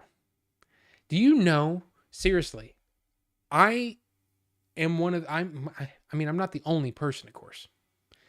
But man, do you have any idea how many people saw me naked while I was going through all my stuff? I have no shame anymore. Zero. Hey, Rob, drop your pants. Okay. Why? Do I need to know? No? Okay. Psh, bam. Go. Seriously. Because I've had all kinds of crazy stuff. I've had all kinds of crazy. I mean, you name. Dude, have I told this story? It's the most embarrassing moment in all of that whole 2014 to 2017 almost dying kind of thing, okay? So I'm going into this place, and it's my first time doing this, so I don't know, but they said this is going to be an enema test. Okay, what's that mean? Well, basically, you need to make sure that you're cleaned out. I'm thinking, okay, colonoscopy. I've had one of those done. Okay, whatever. No, you're awake. So I go in there. They're like, okay, get down to your, get all naked, get behind this, put the thing with the opening in the back. Okay, gotcha. So I do the thing. And somebody comes and gets me. I'm just sitting there, just kind of chilling. They come get me.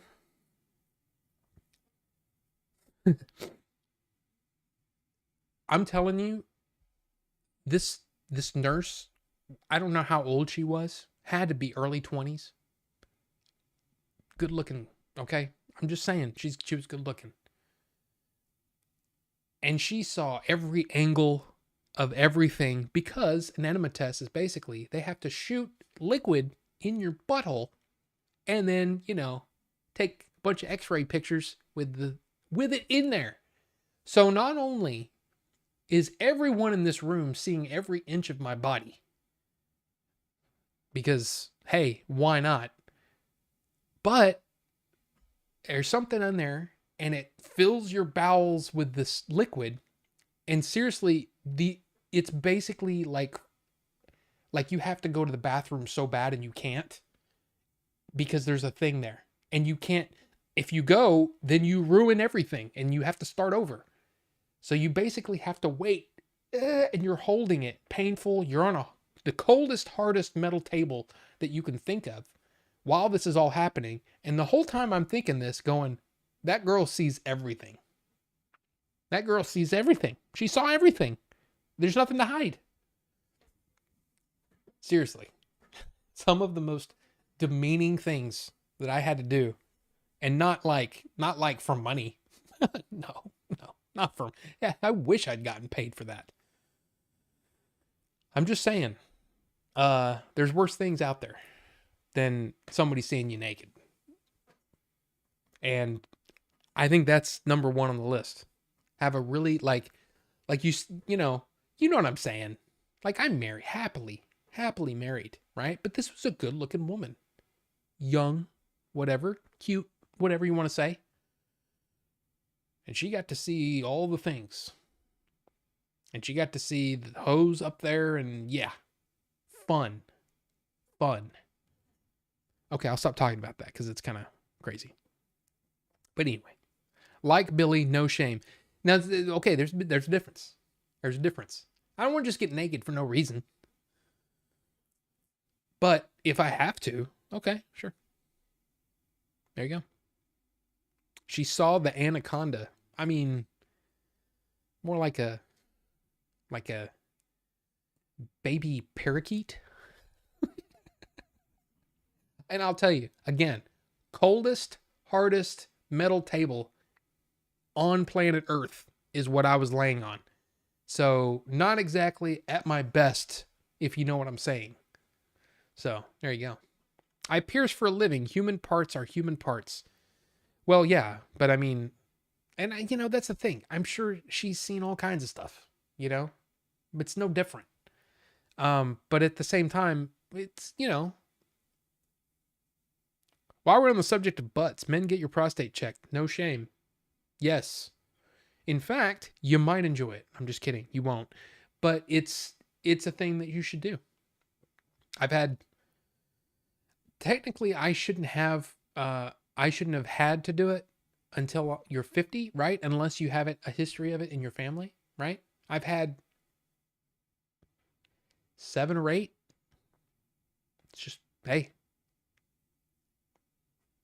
it's part of the deal. That's what happened. I'm telling you, I had all kinds of things. That's just a thing. So yeah, trust me, there's worse. There's worse than a prostate check. It's not that big of a deal. And everything that happened, yes, it's a big deal when it happens. You get over it. Trust me, you get over it. It's no big deal. It won't, none because it had no bunt. I can't do it. That's not the actual lyrics, is it? But yeah, the parakeet, you like that? You thought that was funny? But yes, get your prostate checked. Get your prostate checked. So yeah, Dune, you changed the lyrics. I know it didn't flow.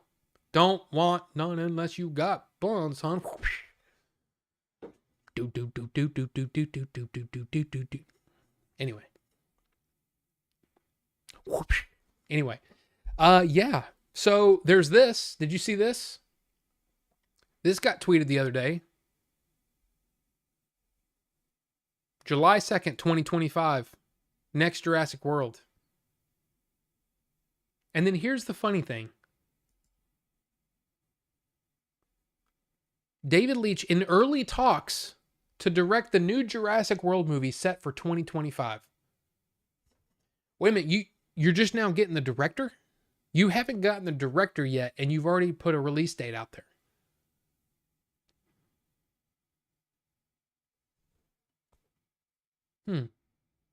That seems backwards to me.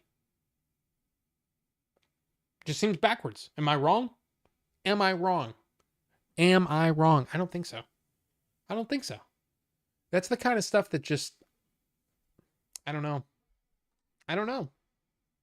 It makes me immediately go, oh, okay, this might not be good. But David Leitch, he's got the Fall Guy coming out this year. We'll see. We'll see how that goes. But uh, original Jurassic Park screenwriter David Koepp has signed on to pen the script. I mean, that's good news. But we'll see. We'll see. And this is the other thing too, that if you're interested at all in the Jurassic worlds, parks and the worlds, right? None of the characters from Jurassic Park or Jurassic World will be in this new Jurassic movie. It won't. So if you didn't like Bryce Dallas Howard, you didn't like Chris Pratt, didn't like any of those other people, Sam Neill, Laura Dern, Jeff Goldblum, none of them will be in it. But it's interesting because, you know, I would like to think that The Fall Guy is going to be a really fun movie. So it'd be interesting to see a new take on it. I like the idea that the original screenwriter, David Koepp, is going to be the screenwriter. I mean, I think that's cool. But the idea that you've already set a goalpost, it's scary. It's scary for a more, for a new thing. So.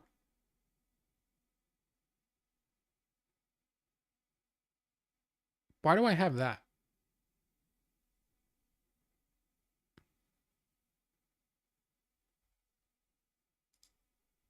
Oh, I'm in the wrong one.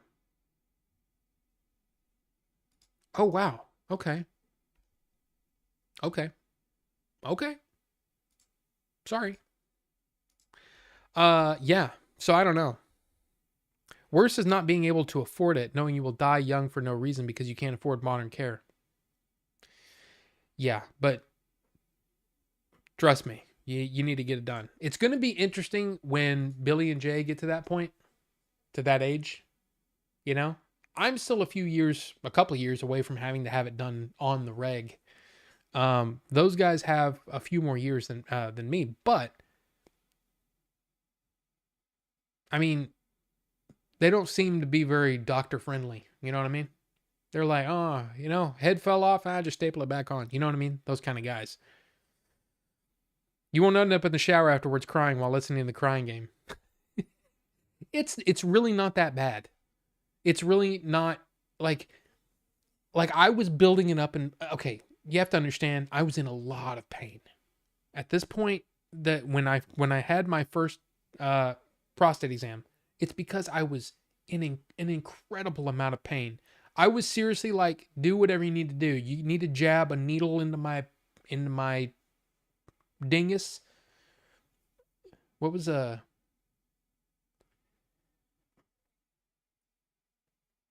what did we say about Dr. Manhattan? #blue. I can't remember what the term was. But anyway, my point is, do whatever you got to do. Okay? Because this is very painful. And he did that, and I'm like, yeah, that was nothing compared to what I'm feeling right now. So maybe that was part of it, is because, blue dingus or blue, is that, I don't remember what it was. Not Gary, welcome. Ninjinzu, welcome. Good to see you. But yeah, it's not that bad. But look, the thing is, dude, if you really think about it, what's not to like about the idea of a new Jurassic Park? I mean, I like dinosaurs. I think it'd be cool. It could be great. Now, Jurassic World made me realize that, oh, I'm not going to like these. Okay. And you know what? It's funny. There was a recent, I can't remember what article it was, but it was something that a lot of different YouTubers did basically their take on this idea, that basically modern day movies with any sort of IP, they are not made for the original fans. And that if you think that as a fan of the original whatever, if you think that this new thing is going to be exactly what you want, you're kidding yourself and you're fooling yourself. And you need to realize that that's not the way Hollywood works anymore. Hollywood doesn't think now. Some might argue Hollywood never worked that way, but Hollywood of today, for sure, doesn't give a crap about the fans. They just see a recognizable thing, and let's try to make a thing and make it as marketable as possible for the most amount of people possible so that we can make the most money possible. That's it. They're not concerned about legacy. They're not concerned about the future. They're concerned about what is this going to return us. And if you can keep that in mind, hey, then you can set your expectations by that thing. And I'm talking about any freaking IP you can think of. That's exactly what it is. Now, every now and then you get a Marvel that comes along and does 20 something movies. I don't remember how many it was. And for the most part, their batting average, or their don't need to. Why would I be using a sports term? I'm not a sports guy. But the average of movies that were at least good was really high. Like, yeah, there are some movies that you'd watch in that original Marvel run, phases 1 through 3. You watch those movies, there's a couple that are like, okay, that wasn't good. And then there's the great majority of them are like at least good. Like, that was good. That's fine. Now you might forget it, on the way out the door to go to the car. But then there's a lot of great ones, right? Marvel is it's so unique in that first 3 phases. Man, it was amazing. It was amazing what happened with that. But now you see what we get. Exactly, Ted. Yeah. Yeah, I'm not going to do the voice because number 1, I can't do it. And number 2, I just don't want to say that on a live stream. But yes, it's this thing. It's this thing that if you can think of it that way, then you can manage your expectations.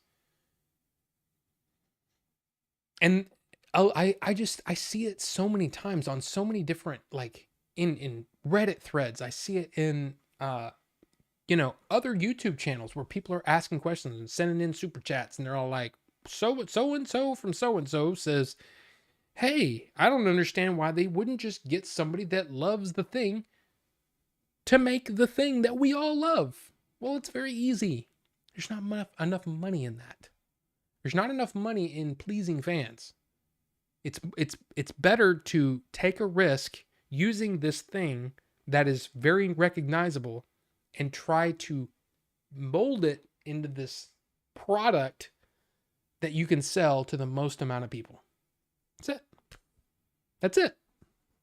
And if you can have that in your head, then you go, okay, then I can manage my expectations properly. And the fact is, I'm just like everybody else. I get excited when I see a thing and I go, oh my God, it's this thing I love. Oh, it's going to be great. And then you go, wait a minute. So there you go.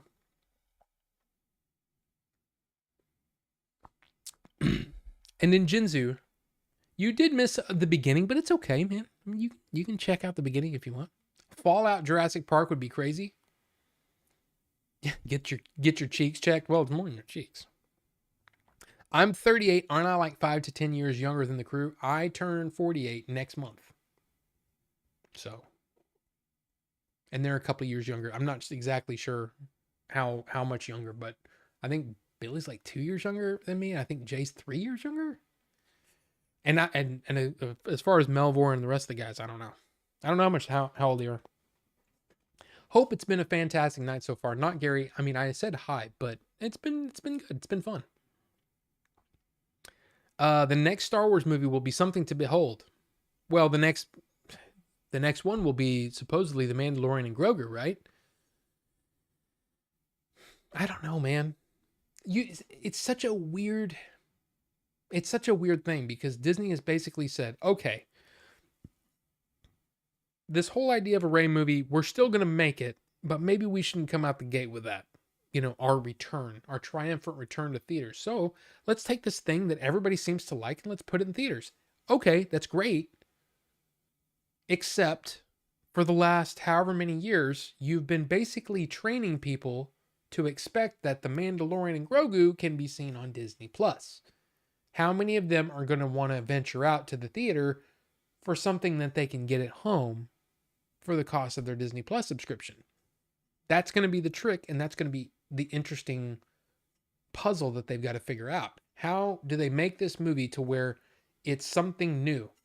It's not just something that you can see on Disney Plus. It's not done on the volume. It's done with a bigger thing in mind. What I would love, I mean, dude, this would be so awesome. Think about this. So The Mandalorian and Grogu, instead of this big overarching story that's going to bring in some of your favorite characters might show up as a cameo, none of that crap. It's just them, and they're doing some traveling thing. They get to a planet, and they have to work out whatever's going on the planet. Is it connected to anything else in the wider Star Wars universe? No. It's literally, it could be any sort of story that you can think of, but like a real Western was. Because that's how most Westerns were. You know, a guy's riding into town, he sees a problem, he's maybe reluctant to get involved, you know, and he's just, I'm just passing through. But he gets involved because of something. Maybe they mess with him. Maybe he sees them, you know, murder a woman or something. You know what I mean? There's something that happens where he has to get involved. And that's what I thought The Mandalorian was going to be. A series of stories with him getting into adventures. And if you could do a movie like that, like a fistful of dollars, you know, something like that. If you could do a movie like that, come on, man. That would be so awesome. But it's a Western, but with Star Wars flares, you know? Not flares as in, you know, flare. Not flare gun. The flair, you know what I mean? The Star Wars feel to it. That would be awesome. And they'll never make it. Because that would be true to the character. Are you kidding me? So anyway.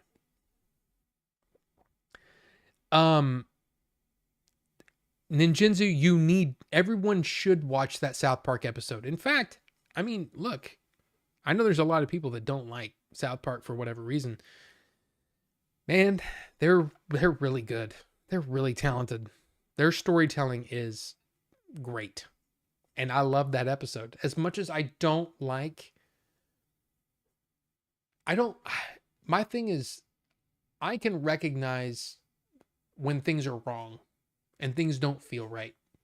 But harping on it is not something I like to do. That's something that old Rob would do. You know, the younger Rob, you know, 10 years ago. Yeah, I would maybe do that, or 11 years ago. But now I try to see the positive in it, and I hope for the best. I still expect that there's going to be some shenanigans, but I hope for the best. And if things do go the way I think it's going to go, I lay off and I go, okay, well, that could have worked better. You know what I mean? But so many people are so focused on the negative that it's like, are you happy? I mean, look, you're getting views, you're getting, you know, whatever, but are you happy? Do you feel good about what you do? I mean, that's really what it's all about, right? Every day, going through your day, are you that negative all the time? Because I found out probably about 15 years ago that's what I was doing. The negativity was, I was taking it everywhere. And it was just, I was like, man, I don't like this. I don't like that. And then almost died. But anyway, I'm just trying to say, hopefully you can recognize that negativity part of yourself and go, okay, am I just being negative for the sake of being negative? Or could I just let that stuff slide and focus on the positives? I don't know. I don't know why I went off of that. But anyway, Spencer. Hi. What is that? What is that in your... What did that just do? Is that goober grape in your... It is, right?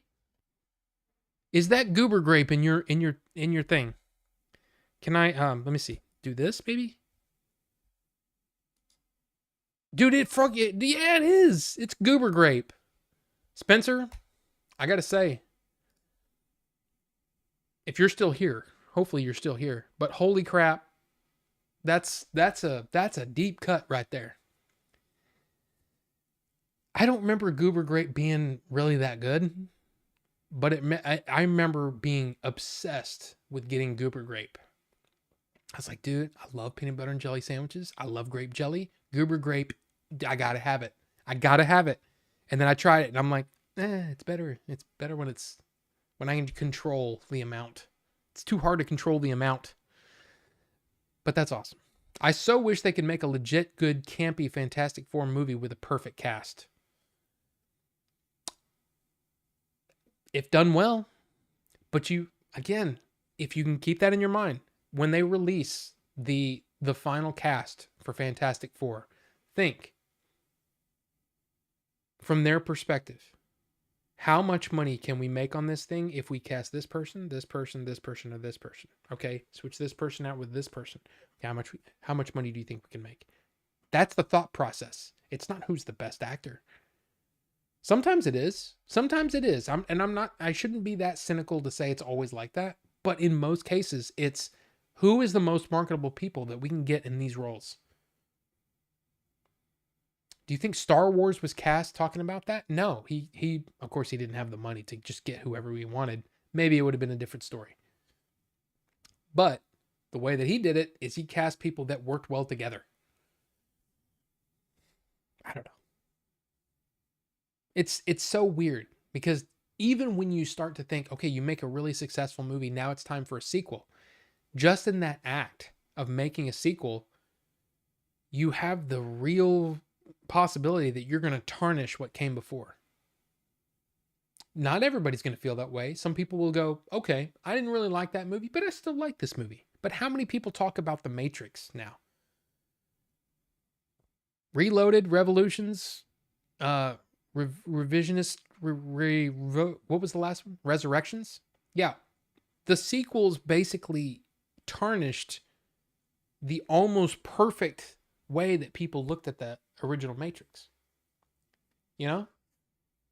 Because most people, I remember there were people that freaking worshipped that movie. They loved that movie so much. And then later on, Reloaded comes out and they go, oh, I mean, granted, I didn't really like Reloaded that much the first time either, but, and I shouldn't say that. There's people that can criticize without being whiny. There's people that can criticize without being ugly. But man. Anyway. Low-hanging fruit, I know. Wait, what were you talking about? Oh. Yeah. When next month? I'm the 15th. The 30th, Rufus. The 30th. March 30th. 0330. Or 3003, depending on where you live in the world. But anyway, yeah. I thought the Rey one is next. No. Mandalorian and Grogu is according to what day is it? According to right now, Mandalorian and Grogu is going to be the next movie. You're 46? All right. Restarting Bray movie? Are they restarting them? Yeah, maybe. Who knows? People will go see it. Once they're hooked, they'll go to see what happens within the plot. Salacious Crumb or it's no ticket sales. Hey, Salacious B. Crumb, a Star Wars story. I've heard 6 episodes of season 4, and then the finale is going to be the movie. I don't know if that's all official yet. You could be right, but but there's also more that's supposedly going to be well, there is going to be a movie at the end that's directed by Dave Filoni that will be a combination of things. But no, The Mandalorian and Grogu is, according to StarWars.com, the next movie that will be coming out. But the finale of The Mandalorian will tie in probably Ahsoka and some other things, maybe Skeleton Crew. I don't know if that's tied in. But anything to do with the Thrawn thing will come together in that final movie by Dave Filoni down the road at some point. I'm so friggin' bummed that Mando took a big old stinky dump. Well, again, to me, it's like it's a lot like the UFC. When you're looking at, I mean, I barely even watch the UFC anymore. I haven't watched one in like at least a month. But I mean, I used to watch it dude, if it was on, I was watching it, but no longer. But to me, you're only as good as your last fight when you're a fighter. That's what people talk about. You know, like somebody wins a freaking huge fight by KO or whatever, and they're immediately on Monday morning. So it happens on Saturday night. On Monday morning, they're talking about, oh my gosh, is he now one of the best in the world? Is he best pound for pound? Blah, blah, blah, blah, blah. Same thing happens with movies. You're only as good as your best movie, or as your last movie. What's Star Wars' last movie? Rise of Skywalker. There's a lot of people that have problems with that movie, including me. That's how a lot of people view movies. And the thing is a lot of people don't care about the drama behind the scenes. But when they see a trailer for a movie and they go, oh, Star Wars, I like Star Wars, they just go watch it. They don't care about the drama behind the scenes. They don't care that the director said such and such. They don't care that the actors, didn't like the last movie they were in or whatever. They don't care about any of that. They just say, hey, I've been working 50 hours this week. I saw a trailer for a movie for Star Wars, and I like Star Wars. You know what? I'm going to go watch it. The masses will go. But how can they get more people to go? And how can they get repeat people to go? I don't know. I wish that, to me, it's always been Hollywood is a balance of art and commerce, because that's really what it's all about. You got commerce financing art. Sometimes, like in the 70s, art came before commerce, almost to the point where a lot of studios went bankrupt. And then things started to shift. The blockbusters happened. And all of a sudden, the commerce became more important than the art. That's why there's so many. If you really think about it, there's a very small percentage of movies that ended up being great. Most of them are it's a 7 out of 10. 6 out of 10, right? Not bad, not terrible. It's not the worst thing I've ever seen. It's not the best thing. But I think that's what happened, is that once they realized, oh my God, we can make a bunch of money, right? Then it started to be, as the older studio executive, I've been thinking about this a lot. Can you tell? As the older studio executives retired, died off, whatever you want to say, you had new people coming in that were finance wizards, right? Not people with the love of the movies, but people who were good at math, and they looked at trends and they tried to figure out, all this stuff. And now we're at a point where we're coming to a point where the big budget movie is almost dead. Sure, you've got Barbie, you've got Oppenheimer last year. But man, there's a lot of movies that did not do well last year, right? Look at Argyle. Argyle cost supposedly $200 million. There's something that I heard about where the $200 million is what Apple paid for the movie. That Matthew Vaughn actually made it kind of on his own. I don't know what's true or not. But let's just say, for argument's sake, $200 million. And it made, in its first weekend, $17.5 million. That's, you've basically, the budgets in Hollywood have gotten so crazy that it makes it really, really hard to even break even. And it's because of this mindset of, oh, we throw a lot of money at it and we make it the biggest, craziest thing possible. Then the people will come and we'll make $1 billion. No, that's not the way it works. You start with a good story. Period. I don't care what movie it is. The story is number one. And if the story doesn't work, then it doesn't matter how much money you spend on it. I mean, has anybody heard anything good about Madam Web so far? It doesn't come out until, in fact, next Wednesday. But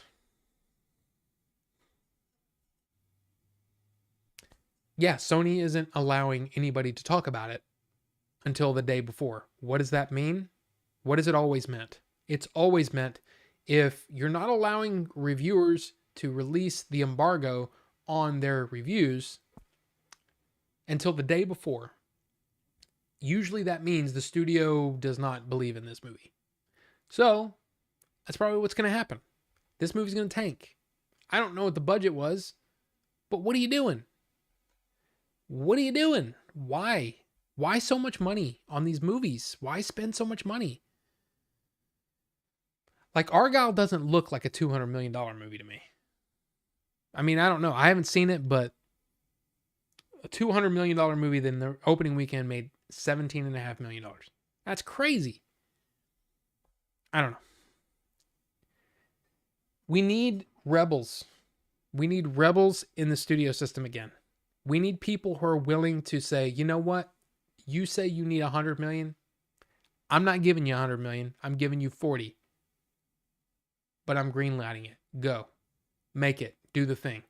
Guarantee you, if you do it right, you can make a $40 million movie look like $100 million. You can make a $10, $15 million movie look like and beat out like almost every movie of the year. And get an Academy Award nomination for Best Visual Effects. I'm talking about Godzilla -1, by the way. It can be done. Now, of course, those are also, it's a different world over there, all that kind of stuff. I got that. But look at the Creator is another example. Very low budget for what it is. And that movie looked awesome. You might say, hey, the story doesn't work. Okay, fine. Look at it though. Look at how good that looked. It looked twice the budget to me. So, I don't know. What's my point? My point is, tighten your belts. Tighten your belts. Period. Across the board, they need to look at it and go, okay, we need to take risks on good ideas instead of IPs from the past. If anything should be taken from 2023, it's that, look, Barbie and Oppenheimer, 2 movies with original ideas, destroyed everything in its wake. Just like, I mean, no pun intended, Oppenheimer with your nuclear bomb, blah, blah, blah, atomic bomb, sorry. What I'm trying to say is, I mean, I guess it is a nuclear bomb. Anyway, it doesn't matter. What I'm trying to say, okay, original ideas. Let's take some risks on original ideas. 200 million good? No, don't do 200 million. You crazy? This idea, you can make that for 70. Get some good producers, some producers who know how to do the thing. Get young directors with good ideas, and you get quality stories, new ideas. Quit letting those ideas all go to streaming. Now, if the story is good enough that it works on streaming and it wouldn't work as a movie, well then understandable. But so many of the best writers are all on streaming now. They're not making movies because you can't tell an original story anymore. Anyway, rant over. That actress from Mandalorian is suing Disney with Elon Musk financially backing her. Yeah, the Gina Carano thing. Honestly, I don't know if she has a leg to stand on. I don't want to go deeply into this because I feel like just bringing her up seems like it entices people to want to talk about politics. It's not about politics. She can say anything she wants. What it is, it's an employer breaking the rules of the employee breaking the rules of her employer. Period. That's it. They asked her to knock it off multiple times. I know because I saw it happening. I watched her crash and burn all due to her pride, ego, whatever it is. There is no wrongful lawsuit. In my opinion, I watched it happen. I saw all of it go down. Hey, Gina, would you please shut the hell up? Knock it off. No, she wouldn't. Any state, any job. Do you think if you went in there and said, yeah, okay, I'll follow your rules, and then they go behind your back and don't follow your rules, guess what? You're gonna be fired. Period. I don't see, and I don't understand why people, oh, it's all the woke Disney stuff. I'm sorry. I mean, you can say what you want about Disney, okay? They've got their issues, but this isn't one of them. This is a case where I'm completely on Disney's side. Do I think Gina Carano's a good actor? No, I don't. I don't think she's that great. Would I have wished for more for her? Absolutely. And I could see, the thing was, I didn't think she was a great actor, but she was getting better. And I had hope for her because I watched her fight. She was an MMA fighter, right? So of course, I'm on her side. I'm rooting for her. But as soon as she started opening her mouth and saying the dumbest stuff that you're like, oh my God, please stop. She wouldn't stop. Sorry, you ruined it. You ruined it yourself. You made your bed, now you got to sleep in it. You want your cake and have it, eat it too? Well, then you got to have some pancake syrup to have on the side with, I don't know what I'm saying. I'm just trying to say, look, you break the rules. That's what happens. Mess with the bull, you get the horns. Doesn't really fit Disney, but you get my point. That's how I look at it. If you get more out of life from being negative, then I could see doing it. Yeah, at the cost of your own soul, though. I mean, I hope that these people are. It's just a thing, and they're just doing it for the views, right?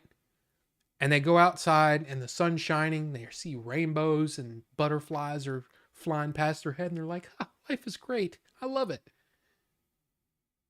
But in my experience, the more negative you are, the more negative it breeds that negative energy. And the problem is they're polluting to me. They're polluting out there.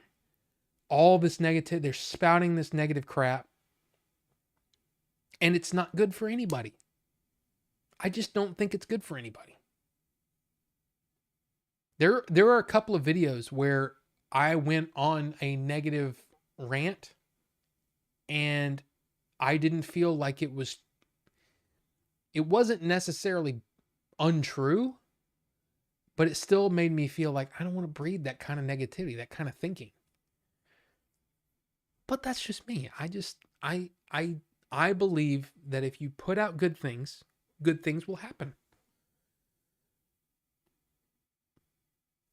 That's just how I look at it.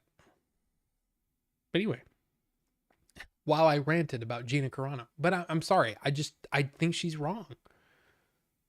And she was wrong from the minute she kept tweeting all of that crap. What was the point? What was the end game? What was your thinking, Gina? What was the point of tweeting this thing? For what? What exactly was the goal here? Does she know? Or was she just, oh, well, I heard somebody say, no, I don't know. I don't know what the deal is. But what was the end goal? What was the reason behind it? What are you trying to prove? What is the goal of doing this? Why do this and risk the job where you're in a huge, you're in a huge thing. You're in a huge thing. You're part of the Mandalorian. Dude, when she was up on stage, at what a celebration or whatever, and she just looked like, oh my God, this is awesome. And I was like, I was so happy for her. So happy. And then for some reason, politics got in the way and she became an idiot. Or maybe she was always an idiot. I don't know. I don't know her. but I seriously don't understand it. Yes, it is goober grape flavored. That was so good on toast. Yeah, see, I bought it once and I remember going, I mean, I get it, it's kind of cool, but I like Smucker's grape on its own better, or maybe it was the peanut butter. There was something about it I didn't like. And I didn't like I don't know.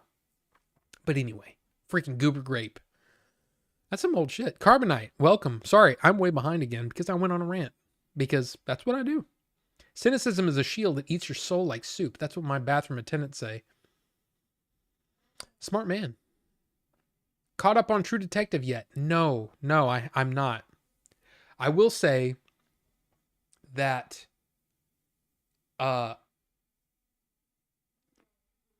what did not Gary say? Yeah, Gina Carano. Like I said, I got hooked on Star Blazers 21.99 because I was like, I kind of want to try to watch that again. And I zoomed through it, the first season. I heard the second season's not great. I'm probably going to try to throw those out real quick, but yeah. No, I'm not caught up on that or Masters of the Air, or I want to watch Foundation. Anybody watching Foundation? I keep hearing Foundation is amazing. I haven't watched that yet. That's cool. We're exactly 10 years and 15 days apart. Well, there you go. Madam Web. I mean, if it's good, it's good, but I have some serious doubts about this one. Here's the thing. And again, not trying to be negative, just here are the facts.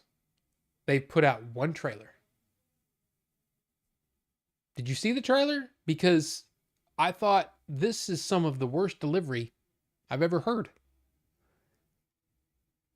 I mean, it's no Bigfoot versus DB Cooper. But this is not really great delivery. This is not wow. Okay. I guess I'll wait for the next trailer and see.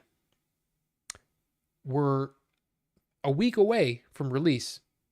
No trailer. And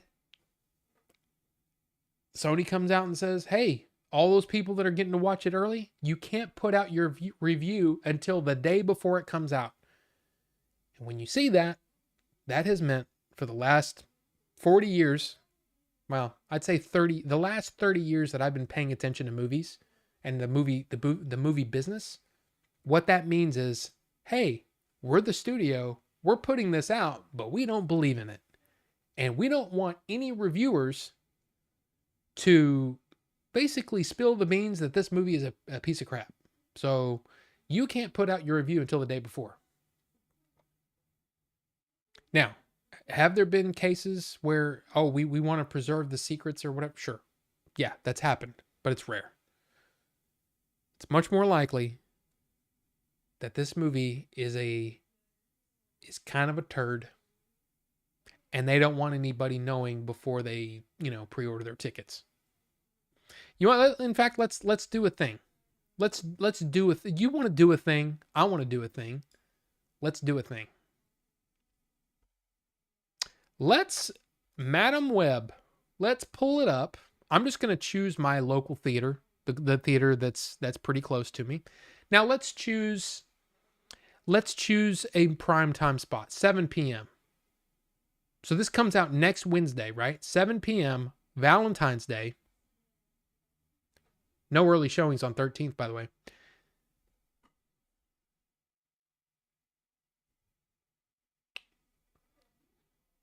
$10 people.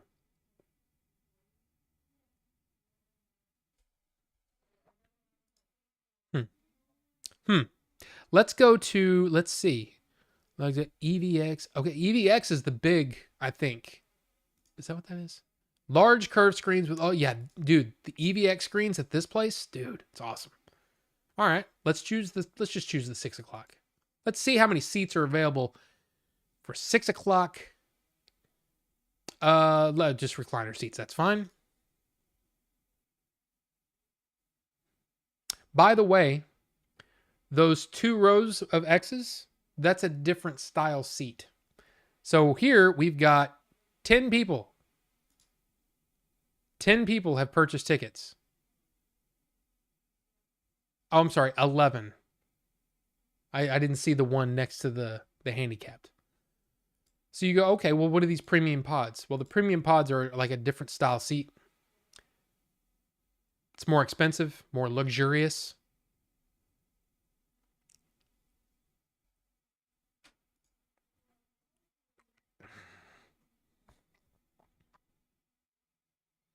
To retain licenses is why movie comes out. I mean, some, yes. We could have had another Police Academy, but no, they just had to make Madam Web. Well, I mean, I don't think.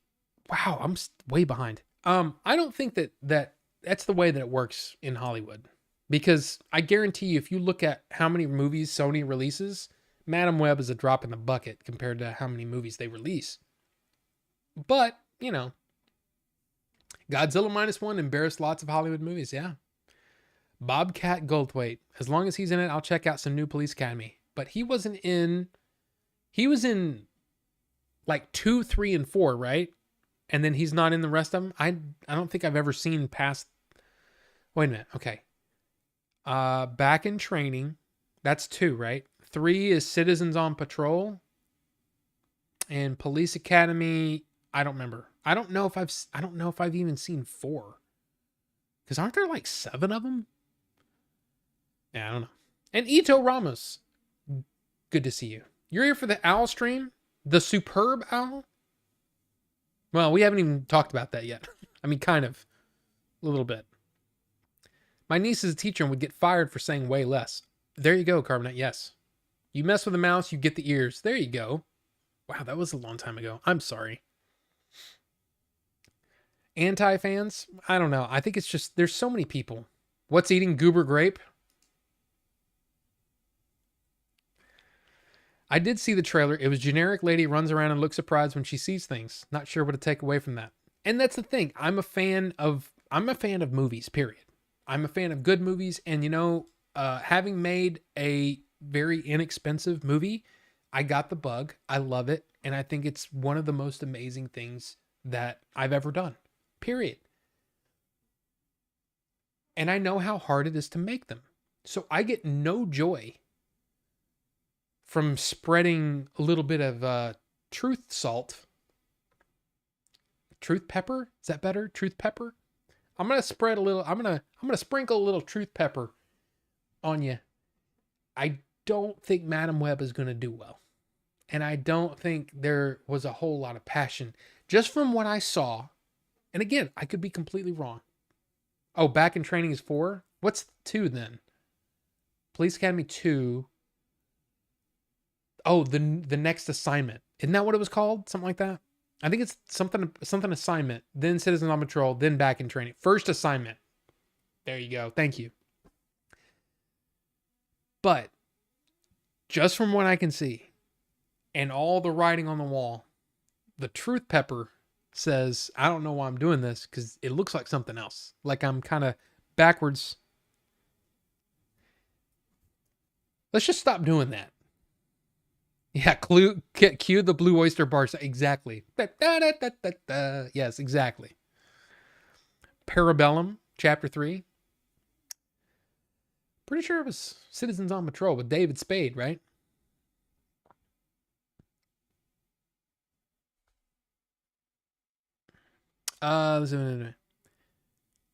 Yeah. I don't know, not Gary. Like I said, I try not to have that much of a judgment, but I can see that movie and go, yeah, it's probably not for me. But I was eager to, I clearly thought that Morbius wasn't for me. And yet the movie came out and it tanked. And then it was free on some streaming service. You know what? Let me check it out. Wow. I was right. That movie was not for me. I'm not sure who it was for because I thought it was terrible. But like this one, I don't know. And the thing that I keep seeing though, you've got Sony doing that. You've got Apple with 3 movies that have not made their budget back. Killers of the Flower Moon, which I think ended its run with $186 million on a $200 million budget. Napoleon, I think made $218 million worldwide on a $200 million budget. And now we've got this movie, Argyle, with 17.5 million in the first week. And I don't know if you've ever looked at the way moviegoers, it's very rare that it'll go up. Usually your first weekend is the top, and then it slowly goes down. And the slower it goes down means that people are like talking to each other and going, hey, this movie's good. You need to go watch it. And usually you can mitigate that if you've got good word of mouth. You might only drop 20% in the first weekend or in the second weekend, right? A lot of movies drop 50%, 50, 60%, sometimes less, but you're definitely going to see a drop because all the people that really wanted to see it went and watched it that first week. Then it drops, then it keeps dropping, it keeps dropping until you get down to nothing, right? And it's kind of a curve like this, usually. Starting at 17.5 million is terrible for a $200 million budget. Are you kidding me? I don't know. I don't understand it because it just doesn't make sense. And it's because you've got people that are financial people instead of artists. You've got people who are trying to look at trends rather than make a good movie. Just make a good movie. You make a good movie, people come see it. Oppenheimer, Barbie. I don't know.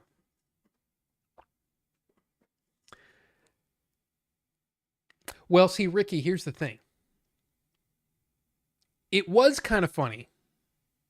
It was the Carano thing was kind of funny, but then she kept leaning into it. And it became this thing. And part of what happened is because of that, she probably got some attention from the right. My guess. She probably got a lot of attention from the right. And then she started leaning into that stuff. Because that's what social media does to people. You know, once you start to see, oh my gosh, I'm getting some attention, I'm going to lean into it. I'm going to lean into that and try to capitalize on it, you know? And it's going to get me more attention. It's going to get me, more eyes on The Mandalorian, whatever you want to say. From her standpoint, that's probably what happened. She started leaning into that. I'd like to know what she really thinks. Did she believe any of that stuff? Or was she really just trying to play a part that was going to get her more attention? You got your attention. I just don't think you have a leg to stand on. And yeah, the accusations were, there was a part of me that agreed with it because, you're saying that I have to do this because it's going to make you feel better? I'm sorry, but that's not, no, I'm not going to label myself that way. But that's not what she did. She leaned into it and then, I don't know. Look, all I'm trying to say with the whole thing is she asked for it. It was like she was asking Disney, please fire me. Please fire me. And that sucks. And I don't understand why you would do that to yourself. I don't know why you would torpedo your own career like that. For what? What would Siskel and Ebert say about movies today? I think they would say some of the same things that me and a lot of other YouTube guys are saying. And I've been saying it. God, I've been saying it for years. I mean, I've been saying it on YouTube for a couple of years. How long have I been doing this? How old is Order 42?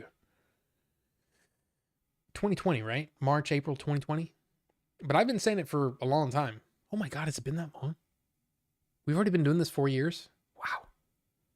What I'm trying to say is that, the writing's on the wall. Art isn't as important as product, content. That's why these studios keep screwing up and using those kinds of words, like on HBO Max, right? Or Max, whichever one it was at the time. But when they lumped all the director, the writer, the actors as content creators. Do you remember this? It was very, very brief, and they quickly changed it back. Because the end user doesn't, most end users don't care. They don't care what director, what writer, cinematographer, they don't care. They just look at the thing and they go, and this is the problem with torpedoing, in my opinion. It's the, and again, my opinion. When you intentionally torpedo a movie, not because you don't like it, but because you think others shouldn't like it, that's a problem. And it's a problem to all of those people, those individual people who worked really, really hard on it. You could be working on, seriously, a big old pile of crap. And you go, you know what? I know that this is a big old pile of crap, but you know what? I'm going to work my ass off and I'm going to make sure that whoever's making the decisions, that they get what they need, because that's what your job is as a crew member. Your crew member is to basically fulfill the vision of the director, producer, whoever really is in charge. Sometimes it's, you never know. But that's your job as a crew member, is to enable the vision for the director, right? In most cases. Do you think that, let's say I'm trying to think of a good example. Do you think the cinematographer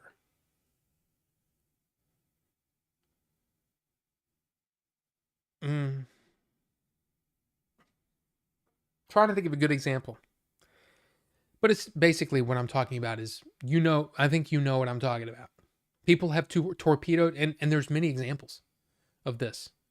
We're talking Star Wars, we're talking Marvel, we're talking DC. If it's got fans involved, and I don't like that thing that they did in the trailer, blah, blah, blah, and guess what they do? They try to torpedo it. Or certain fans will torpedo a different movie made by the same studio because they had the balls to release it in the same month in theaters. I'm sorry. You're in search of meaning in your life. You don't care about that. How many people remember that? How many people even know what I'm talking about? But what I'm trying to say is, if you've made it your mission to torpedo a movie for some reason, you're an asshole. I'm sorry. You're absolutely an asshole. You can sit there and go, I don't like this movie. I don't like it. Okay. I don't like Madam Web. Am I telling you guys not to see it? No. I'm just saying that what I'm seeing is, I'm seeing the writing on the wall that this movie's not going to be for me. And it sounds like it's not going to be for many people. And I don't think anybody's going to go watch it. I'm not telling you Madam Web is a terrible thing and blah, blah. You know what I mean? I'm not making it my mission to torpedo a movie. There's so many people that work on movies, And yeah, I know they're the names that go by in the flash, waiting to get to the post-credit scene. I get that. Some people, that's all they see. They don't see names. They don't see individuals working on behind the scenes on this stuff. But I've had firsthand knowledge of seeing a movie being torpedoed that I worked on, that, I don't know, might affect future movies I work on. Because you have a beef with somebody. Screw you, buddy. I don't know who you are, but your beef has nothing to do with the product, with the thing that we made, and all the people that worked on that. Has nothing to do with it. So take your 1 star. I guarantee you, there's a lot of movies out there that deserve 1 star. Adventures in Game Chasing isn't one of them. Just saying. I also don't believe it deserves 10 stars. Why can't people just judge it the way a movie's supposed to be judged? You think, seriously, a 1 out of 10, you think that's the worst movie you've ever seen? Because that's what a 1 out of 10 is. So anyway, what I'm trying to say is, you torpedo a movie because of some agenda, F you. You're an idiot, an asshole. Get off the internet. Seriously. This is where the touch grass meme really comes into effect. You need to get off the internet because you're just surrounded by hatred. You're not surrounded by anything good, and you need to go outside and live your life and quit trying to have a, I don't know. Anyway, sorry. I went on another rant. I need to stop doing that. Why am I doing that? Guys, you need to keep me in check. Well, Rob, you're not reading chat. Oh, yeah. Sorry. So, yeah, what would Siskel and Ebert say today? Go see Godzilla at the EVX. Godzilla's not showing anymore. Oh, Shozama, welcome. Good to see you. You missed some things. But hey, Electric Boogaloo. Let's see. Wait, which had Tony Hawk and the Bones Brigade in the intro? 4 or 5? I think that was. Man, I don't know. It's Morbid time. Okay, look, I'm way behind. I'm sorry. Alejandro, welcome. I'm sorry, I've been ranting. Sony saw the Morbius memes were trending and re-released it just to bomb again. Yeah. They didn't understand. Because they're financial people. They're not, oh, it's trending. That means we need to capitalize on this. They're idiots. They're not movies. They're not into movies. How many, let me see. And this is something that Robert Meyer Burnett has talked about many times. How many studio executives actually know what movies that their studio was famous for? And I'm talking about the classics. You know? How many studio executives actually know what the studio is famous for? Warner Brothers, say, for example. Paramount. Can you name movies in your catalog that you could release on 4K today and make money on it? Can you do that? Do you know your own legacy? No, you don't. Because the studios are run by financial bots, basically. They're not people with any kind of love for the movie industry. They're number crunchers. And the more I see of it, the more irritated I get. That's why you see movies like Madam Web getting greenlit. That nobody seems to know who Madam Web was. I mean, I'm sure there's plenty of people that are like, oh yeah, Madam Web, I know all about that. But the general audience doesn't know who Madam Web is. That trailer didn't help me learn anything about why I should go see that movie. So, anyway, sorry. I've been mostly listening today rather than chatterizing. Dang work, but I gotta bail now. I'll be back if Rob loves and respects enough to still be streaming in an hour and a half. I don't know when that was, but I'm pretty sure an hour and a half is way too late. Probably not. Like torpedoing TMNT Mutant Mayhem for making April O'Neil black and not hot. It's the first time in the history of Teenage Mutant Ninja Turtles that I've given two shits about April O'Neil as a character. Amazing. Take your star, shine it up real nice, turn that sumbitch sideways, take it straight up your kitty ass. I don't even know what that is. It was Police Academy 4 with Tony Hawk. Yes. So that's the one with David Spade in it. What specific things did I miss? I got here talking Bobcat and Police Academy. Gosh. We talked about, let's see, Dune's being released in theaters this weekend. We talked about there's a new Jurassic World that has a director in talks, but a release date, which is dumb. And we talked a little bit about Argyle and Madam Web. And then I've been ranting a lot. Order 42. Why is an Order 42 the biggest channel on the internet? Well, that's because I rant about things. I don't know. Spider-Man isn't in it, I assume. Then it's trash. I mean, maybe. I don't know. Probably not. Sonic the Hedgehog was a film that the public wanted. Features on the antagonist changed. I said the public better show support then. It worked, and wow. Yeah, there are definite examples that go completely against what I've been saying. But the studios, for the most part, seem to make movies based on trends rather than the actual. The focus is on making money, not telling a good story. The focus is on making money or continuing their IP, continuing multi-layering their universe, all of those things. Again, I'm not the only person saying this and not the only person thinking it. Robert Burnet's been saying it for years. I've been reading it on multiple different websites for years. It's something that we've all come to the conclusion pretty much at the same time. You're not focused on telling a good story anymore. You're just focused on the money. And it's sad. Oh, features on the protagonist changed. I got you, Alejandro. You want to see Argyle and Madam Web? Well, then go.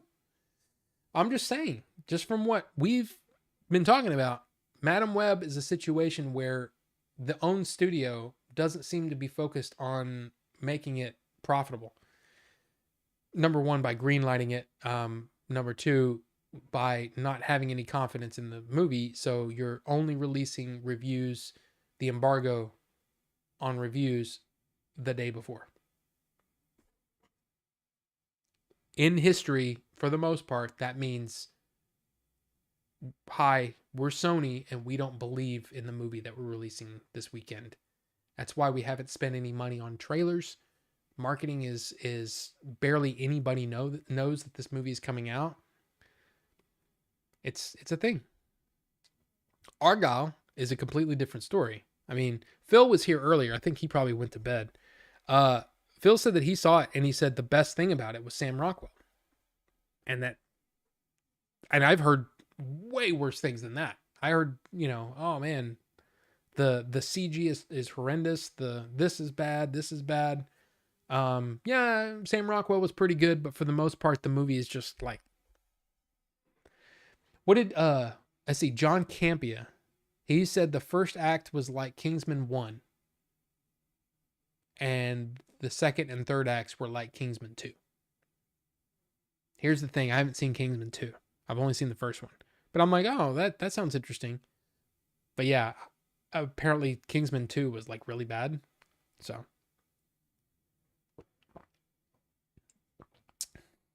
Man Spider?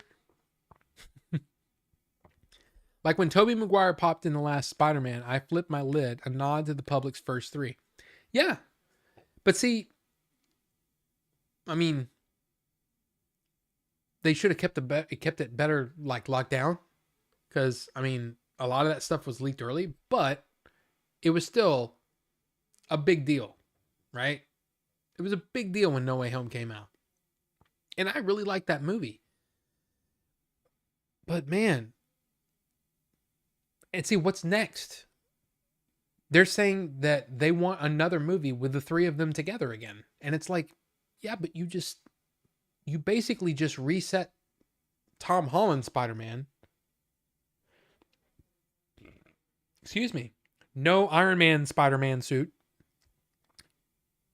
Nobody knows who he is. He's literally just a friendly neighborhood Spider-Man with no attachments to anybody. And now you want to bring Tobey and Garfield back? I don't know what they're going to do, but we'll see. But yeah, I'd rather see that new Guy Ritchie movie with Henry Cavill. Looks good. I also, that one looks like it could be fun. It looks similar to some of his other movies, but it looks fun. I wonder how much Dakota Johnson got paid for Madam Web. I'm not sure. I wonder if they probably don't release that kind of information yet, do they? Madam Web.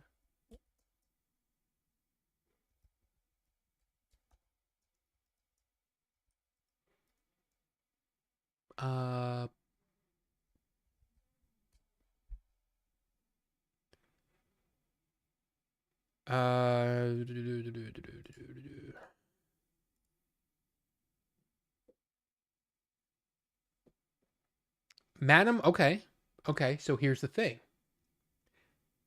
Madam Web has a budget under 100 million according to this let's see if this is based on any kind of. Oh, it's in Variety.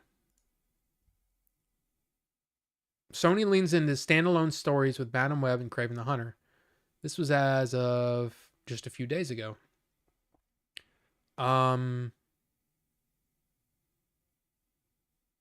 Where are the dollar amounts?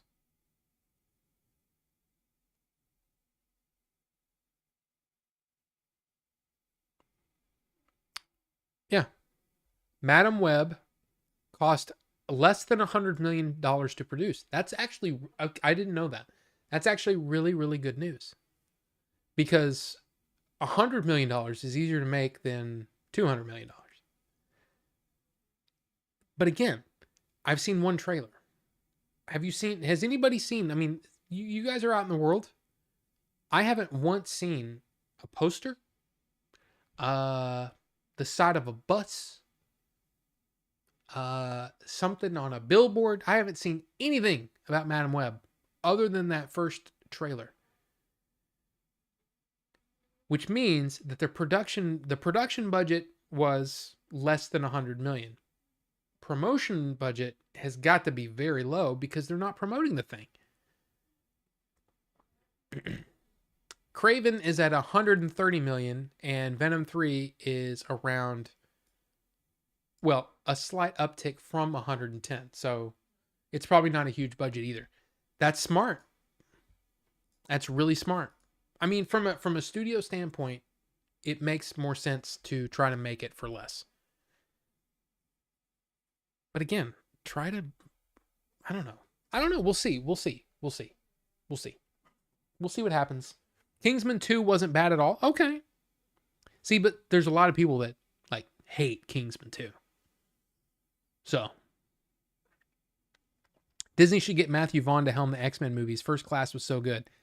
First Class was good. But I have to be honest with you. First Class is the only Matthew Vaughn movie that I've really liked. Like, really liked. The first Kingsman movie is pretty good. But it was also, it was fine. X-Men First Class is the only one that I was like, that's good. That was good stuff. So, I don't know. He's got a certain flair and a certain, what do you call it? His attitude around his movies, it's not exactly for me. But that doesn't mean, look, hey,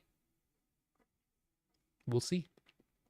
Kingsman 2 has one of my all-time favorite fight scenes too. I think I own it. I think I bought it at some point because it was cheap digitally, but I don't think I've seen it. I know I haven't seen it. But let's talk about this. So, the Superb Owl, the big game, the Super Bowl, is this weekend, right? We're going to see some new trailers. I say watch it. You'll either like it or you won't. Thank you, Ricky. Kick-Ass was good too. Yeah, see, Kick-Ass was, it's fine. Fine. To me, okay. This is one of those things that has gotten me in trouble in the past as far as like, people are like, oh, come on, man. Come on. But this is me. Okay? This is how I think. Kick-Ass felt like a movie that was trying to be edgy. You know what I mean? That's just how it read to me. Now, I like the movie fine, but it also felt a little on the edge of, are you just trying to be edgy? Because it feels like you're just trying to be edgy. I don't know. The Boys quickly changed that, because at first I'm like, you guys are just trying to be edgy, and oh my God, they're cussing so much. Oh my God, look, a penis, you know? I mean, it was ridiculous. But then there was an actual good story being told. You know what I mean? But it felt like, to me, it's the same people that are doing that as it felt like in Game of Thrones, where it was like, throw in some titties. Does it make any sense? No, but throw them in there. Why? We're already here. We're watching it. But throw in some titties. I mean, that's what it felt like. It didn't feel like there was a lot of that in Game of Thrones. Like, just gratuitous. Why? Okay, those people are having sex. At least that's a thing. Did it need to go on that long? I mean, I don't know. It just seemed like that's what it felt like. And Kick-Ass is another one of those movies where it felt like, oh, let's be edgy and let's say this. And it's like, okay. But anyway, look, it may not be a popular opinion, but Kick-Ass wasn't for me. Neither has any movie during the Ether with Michael Cera. Hmm. Oh my God, penis. Yeah, that's probably why I keep getting ads are not suitable for your stream. Is because I say things like that. But anyway, but no. Look, the Superb Owl is this weekend, and we've got a lot of trailers coming. I'm excited. I'm excited to see some new trailers, especially Deadpool 3. I want to see a Deadpool 3 trailer that just, man, just, does the thing. I want to see that. Of course, up here we've got the Imaginary Friend movie on the top right, the picture. We've got Twisters. Like, holy crap, there's more than one. Are you serious? This is what we're doing? Like Alien and Aliens? Is there going to be a Queen Twister? Is that the big... Well, what is... You're telling me the Twisters are being caused by updrafts? And you're telling me that this new system has multiple updrafts? Okay. Well, I've seen an F5 tornado. Who's laying these updrafts? Twisters. And there's just like wind blowing and shit in the trailer. And you're like, oh my God, this movie's going to be insane. Sorry. It's one of my favorite scenes in Aliens. And it's one of those that it's a throwaway. But I love when Bishop is talking about Bishop Bishop is telling, basically laying it out to the Marines and Ripley, the life cycle. He's trying to he's like, it's okay, the egg, these are thing, and then she's like, okay, well, who's laying these eggs? Well, it must be something we haven't seen yet, and it's just. I love that. I love the life cycle of the alien, and I love the way that it was all put together. I love that in Aliens. It's one of my favorite scenes because it's lore. It's cool stuff, right? But that's what they're going to do in Twisters. F6 Tornado. This is it. Hey, I've told you, I already seen a movie called F6 Twister, also known as Christmas Twister. And you want to tell? I mean, seriously. It's probably top 5 worst movies I've ever seen with Casper Van Dien. But watching movies with Billy and Jay have taught me, apparently I haven't seen enough terrible movies because there's a lot of them out there. Anyway, just my opinion, sex scenes should be for porn movies because they aren't needed ever. There's very few times when a sex scene actually adds to the story. You get it. Like, oh, they're gonna do it. Okay. As soon as they start kissing and, heavy petting, what is this, the 50s? But you know what I mean? They start kissing, you can see, okay, they're starting to get into it. Okay. Camera shot, cut, outside, light goes off. You get it. You understand. And the next morning, right? Wake up. She's got no shirt on. She's covered with a cheat. There's no reason to go. I agree with you. I agree with you. It's very rare that a sex scene is needed like that. It's just lame pool. You liked Kick-Ass shows on me? I mean, there you go. Poor Casper. He had one great movie. What are we talking about? Deadpool 3? We'll talk about all the Twisters. All the Twisters. That's what it should be called. Hashtag all the Twisters. We should get that trending this Sunday. Just start tweeting stuff with hashtag all the Twisters and just see if it catches on. It probably won't, but I think it'd be funny. But no, not just Deadpool 3, not just Imaginary Friend, not just Twisters, but what trailers are you looking forward to? Here's some other movies that are maybe, hey, hashtag Windswirls, maybe. Quiet Place. Apparently that trailer's supposed to be coming out. That's supposed to be really good. The Fall Guy. Are we going to see a Super Bowl trailer for The Fall Guy? We're going to see one for Wicked, the musical with the, Wicked Witch of the West or whatever. So yeah, there's just a lot of movies coming out this year, and a lot of them sound pretty good. What are we going to see? I think Deadpool could be great. Lame Ryan Reynolds. I get it. I get it, but he's really good as Deadpool. So, I don't know. My opinion is the exact opposite. Movies today treat relationships to sterile. Treat relationships too sterile?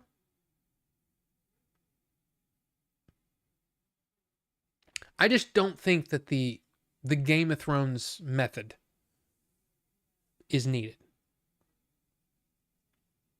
Did you see Tim Burton might ruin another movie? Attack of the 50-Foot Woman.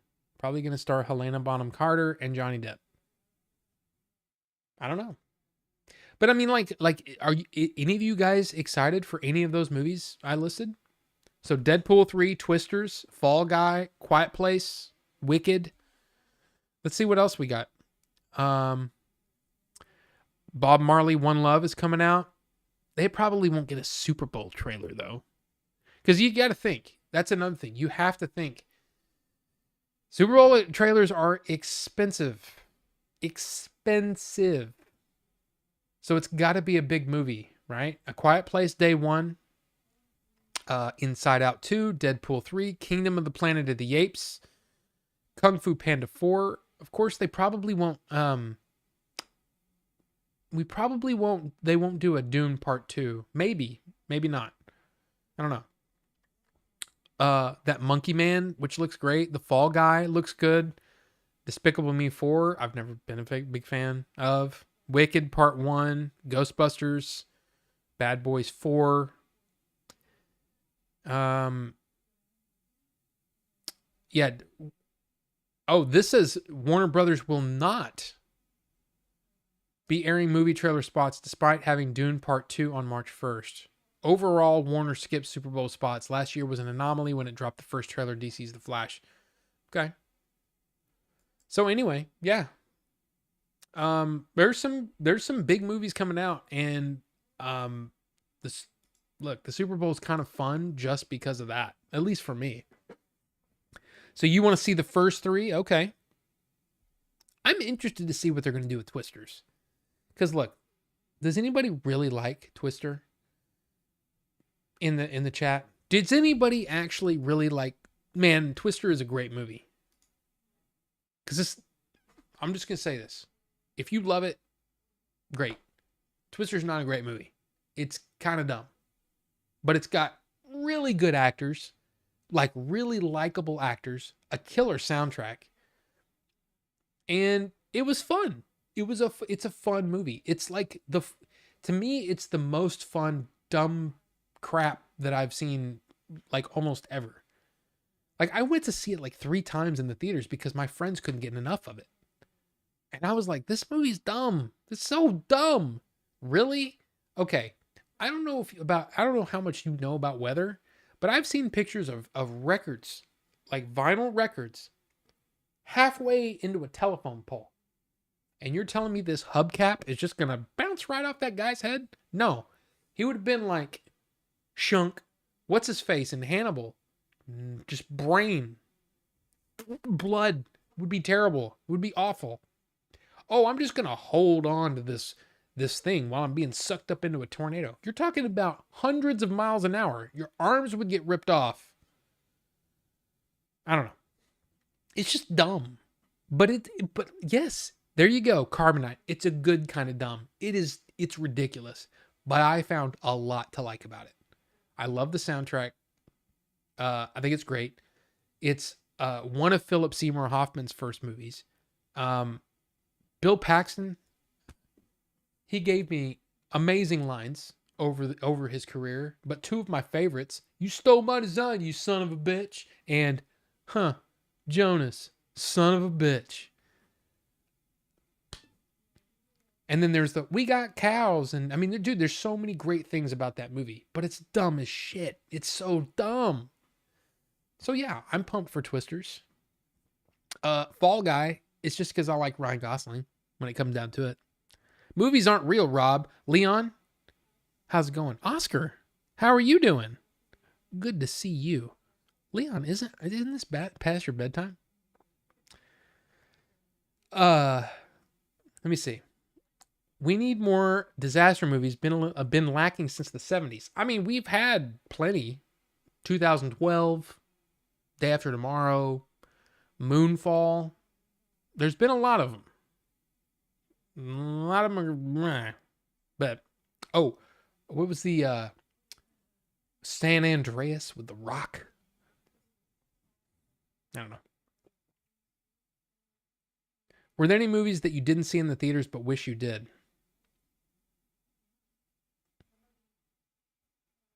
Like a Michael Bay movie? Or is that something different? Got to see Demon Slayer Kimetsu no Yaiba to the high. Okay, is this something I should? Okay. Hold on. Oh, crap. What?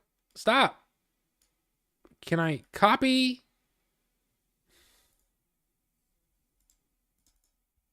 Oh, you son of a. Can I just copy this, please? Copy? Yes. Copy. Movies. I'm putting it on the list. I'm putting it on the list. Shozama. But I didn't need to maximize. There we go.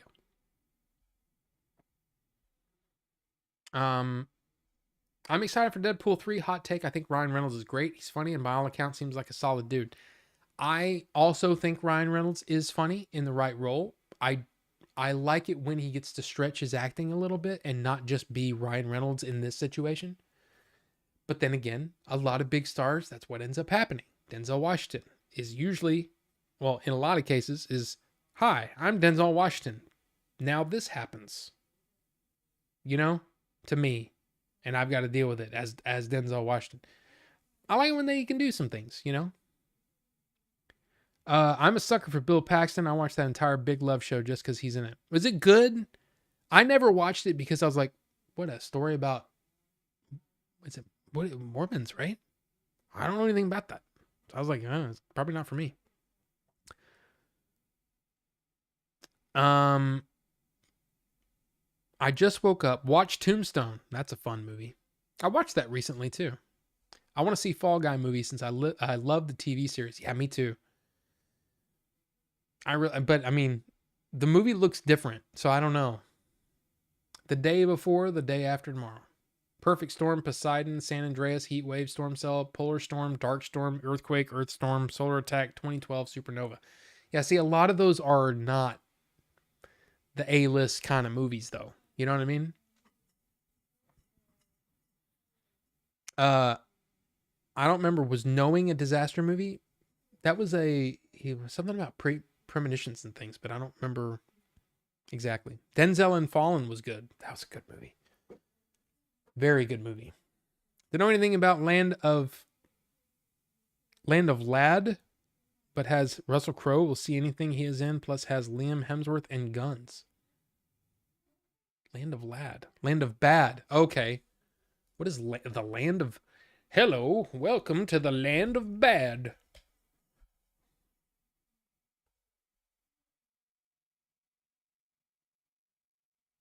Hmm. 7.5 out of 10. But I like this. The Land of Bad is just as bad as it claims.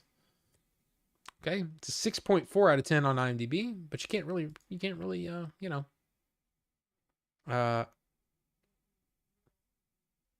Okay. Basic run-of-the-mill war movie. Okay, well. Okay, so this guy doesn't like it. But hey, you never know. Never know. I don't know how I found all those movies. Land of Bad, Lad of Bad cover just reminds me of good movies like Serpico. I want to see a bad action flick, just a good popcorn movie. You know, okay, so As you guys know, okay, it's almost time to shut this off because I got to get up early in the morning because tomorrow's a big day. Funeral is tomorrow. I got to get ready and I got to help my wife. Anyway, one of the things that Robert Meyer Burnett said recently, it just kind of made me go, "Oh my God, you're right. You're right." He goes, "Look, here's the thing. I only have a small amount of time left on this earth. Do I really want to spend it watching a subpar movie?" And it made me go,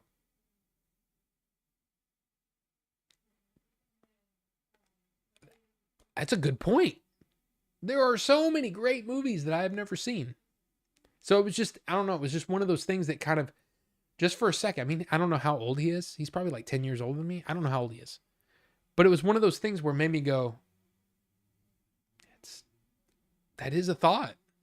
So yeah, I don't know. I don't know about Land of Bad. But hey, funny how I never saw Jurassic Park in the theaters, but I saw 7. I saw Jurassic Park opening weekend. I saw 7 opening weekend. There's a dude from 94 to not pretty much 94 to God, maybe into the 2000s because I watched a lot of movies back then. I had friends that worked at movie theaters and I'd watch it the night before it came out, at their little employee screening after they closed. I got to see a lot of movies that way. It was awesome. But yeah, I saw a lot of movies like that. And then when they quit, we started waiting in line for the midnight shows. And so we watched a lot of, like, we saw The Matrix opening night. I mean, just, there's plenty of them. I can't think of them all off the top of my head, but yeah, there was a lot of them. I saw 12 Monkeys at midnight opening night. Yeah. A lot of movies that just, man, I love them. Love going to midnight shows back in those days. And it was an event. It wasn't just, oh, it's time to go to that thing and we go in, we click a button and we get the ticket and we go sit down. No. It was an ordeal. You had to eat. You had to eat food. And then go wait in line for 3 hours to get good seats. Otherwise they'd all be taken and you'd be like screwed. It was awesome. And people were quiet because that's what's happened. Is it's made it so easy that the people, the hardcore movie dorks don't have to fight over great seats anymore. They could just, I'm just going to buy it online and then I'll be there whenever I want to be. And they don't have to wait for anything. So they don't put as much importance on it because it's not an event anymore. It's just a thing. And now that it's not an event, you get shitty people who talk during the movie and I'm going to do something on my phone because I'm just an important person. Put your freaking phone down before you're wearing your Coke. Stop it. And shut the hell up. We don't need the movie explained to us. They saying like that. Shut the hell up. That's why. That's why. Let's see. Wait. Okay.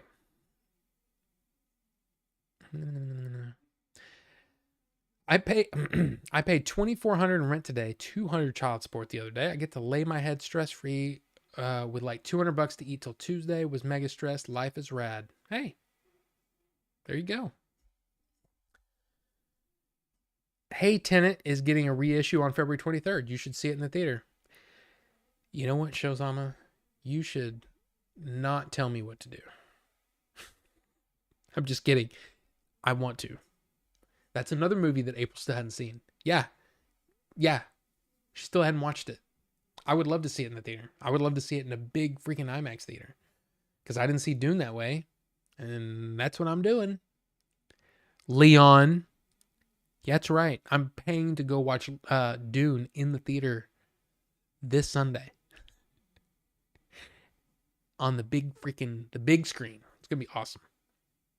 And you're right, Shozami. You can learn a lot from a subpar movie.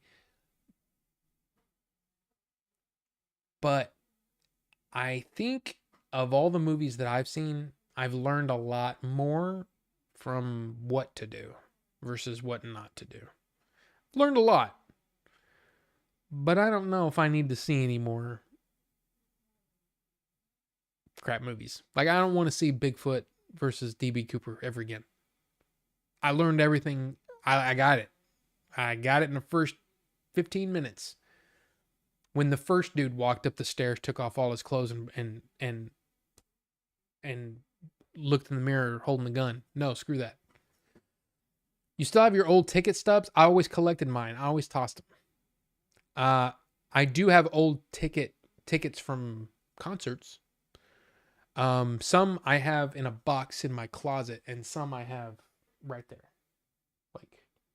Like behind there's some Nine Inch Nails stuff in there. But for the most part, I don't make a big deal out of it. It's cool when I see them, but it's just not that big of a deal to me. Dune 2 and Civil War, big time. Civil War is one of those, like I said, man, it looks really well done. It's, man, not, looks a little too real to me. What kind of American are you? I don't need that in my life. I don't need that. I said Serpico on accident. I meant Sicario. Oh, Sicario's awesome. Oh, yeah. Definitely has a Sicario vibe to it, for sure. That's probably what they're going for. And hopefully, it'll get your ass in the seat. I've gone back to 80s and 90s movies, gone through a list, and either watching movies I missed or rewatching movies I haven't seen in a while. The Abyss, Police Academy, Stripes, Tombstone. Oh, and Time Bandits. Have you watched Cloak and Dagger recently? Leon. Just kidding. Same Rob, from 94 to 2000, went to movies like 2 or 3 times a week. Oh, yeah. It was awesome. Sicario is awesome. As a great movie. I kept a bunch of old movie stubs. Most of them almost completely faded. Stupid heat printers. Yeah, I know. I will use my phone while watching a movie. You can't make me stop. Well, Ricky, if you want to use your cell phone, then you need to get the hell out. I know, Leon. I know. Hugs and kisses. I love my Dune, man. It's great. Even those fancy directors make bad movies. They can learn too. Just saw another Russell Crowe movie coming up, Sleeping Dogs. Yeah, I saw the trailer for that. Did I not put that? Sleeping Dogs. Okay, not the game. Movie.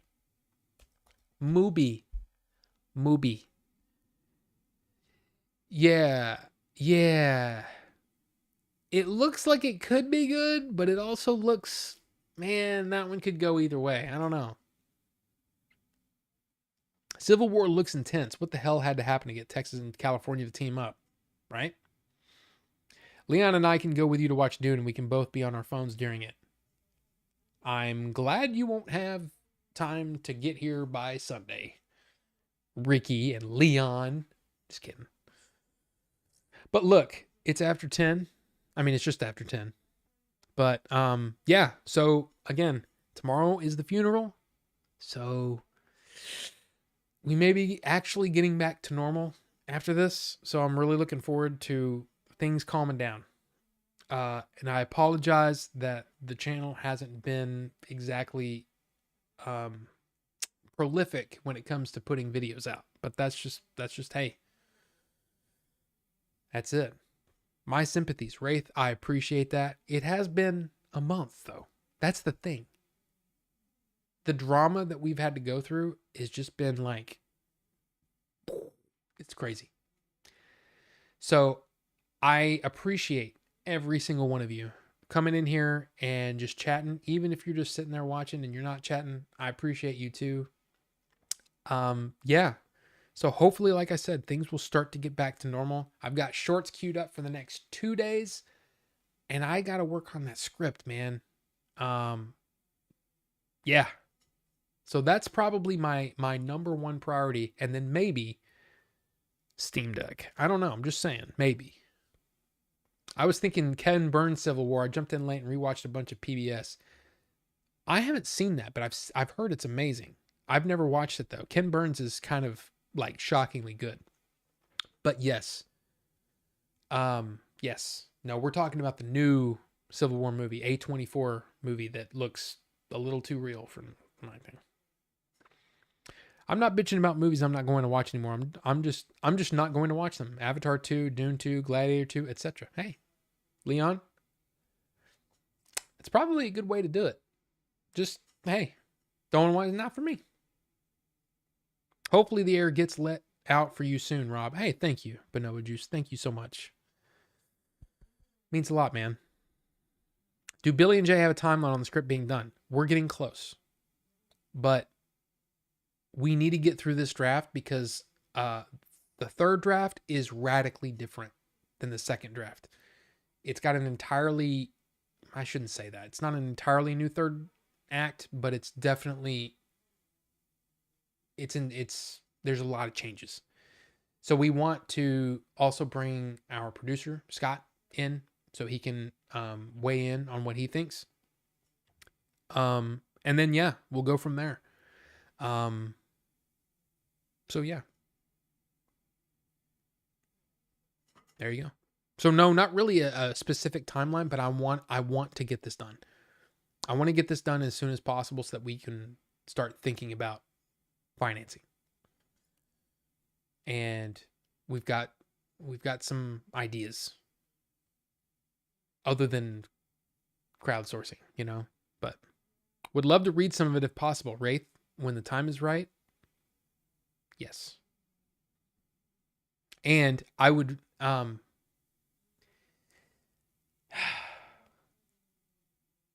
yeah, I would love to get the original ending because the original ending it's totally different. I would love to almost see that being done with animated. I think that'd be awesome. I don't know. It's way too much work probably, but that would be awesome. I would love to see it because I've got it in my head. You know, I saw it and I wrote it. You know what I mean? Anyway, Kidman Civil War. You need not watch other movies and TV and start those. Maybe, yeah. Forgot about Gladiator 2. No, Ito, no. You've already spoiled too much. I'm kidding. But guys, seriously, thank you. I appreciate you. Again, each and every week, you guys coming out and hanging out. I love it. I love doing this. I hope you do too. And yeah, we'll keep doing it because, you know, it's fun. But anyway, you guys have a great rest of your week. We'll see you next week. You know what I mean? Bye.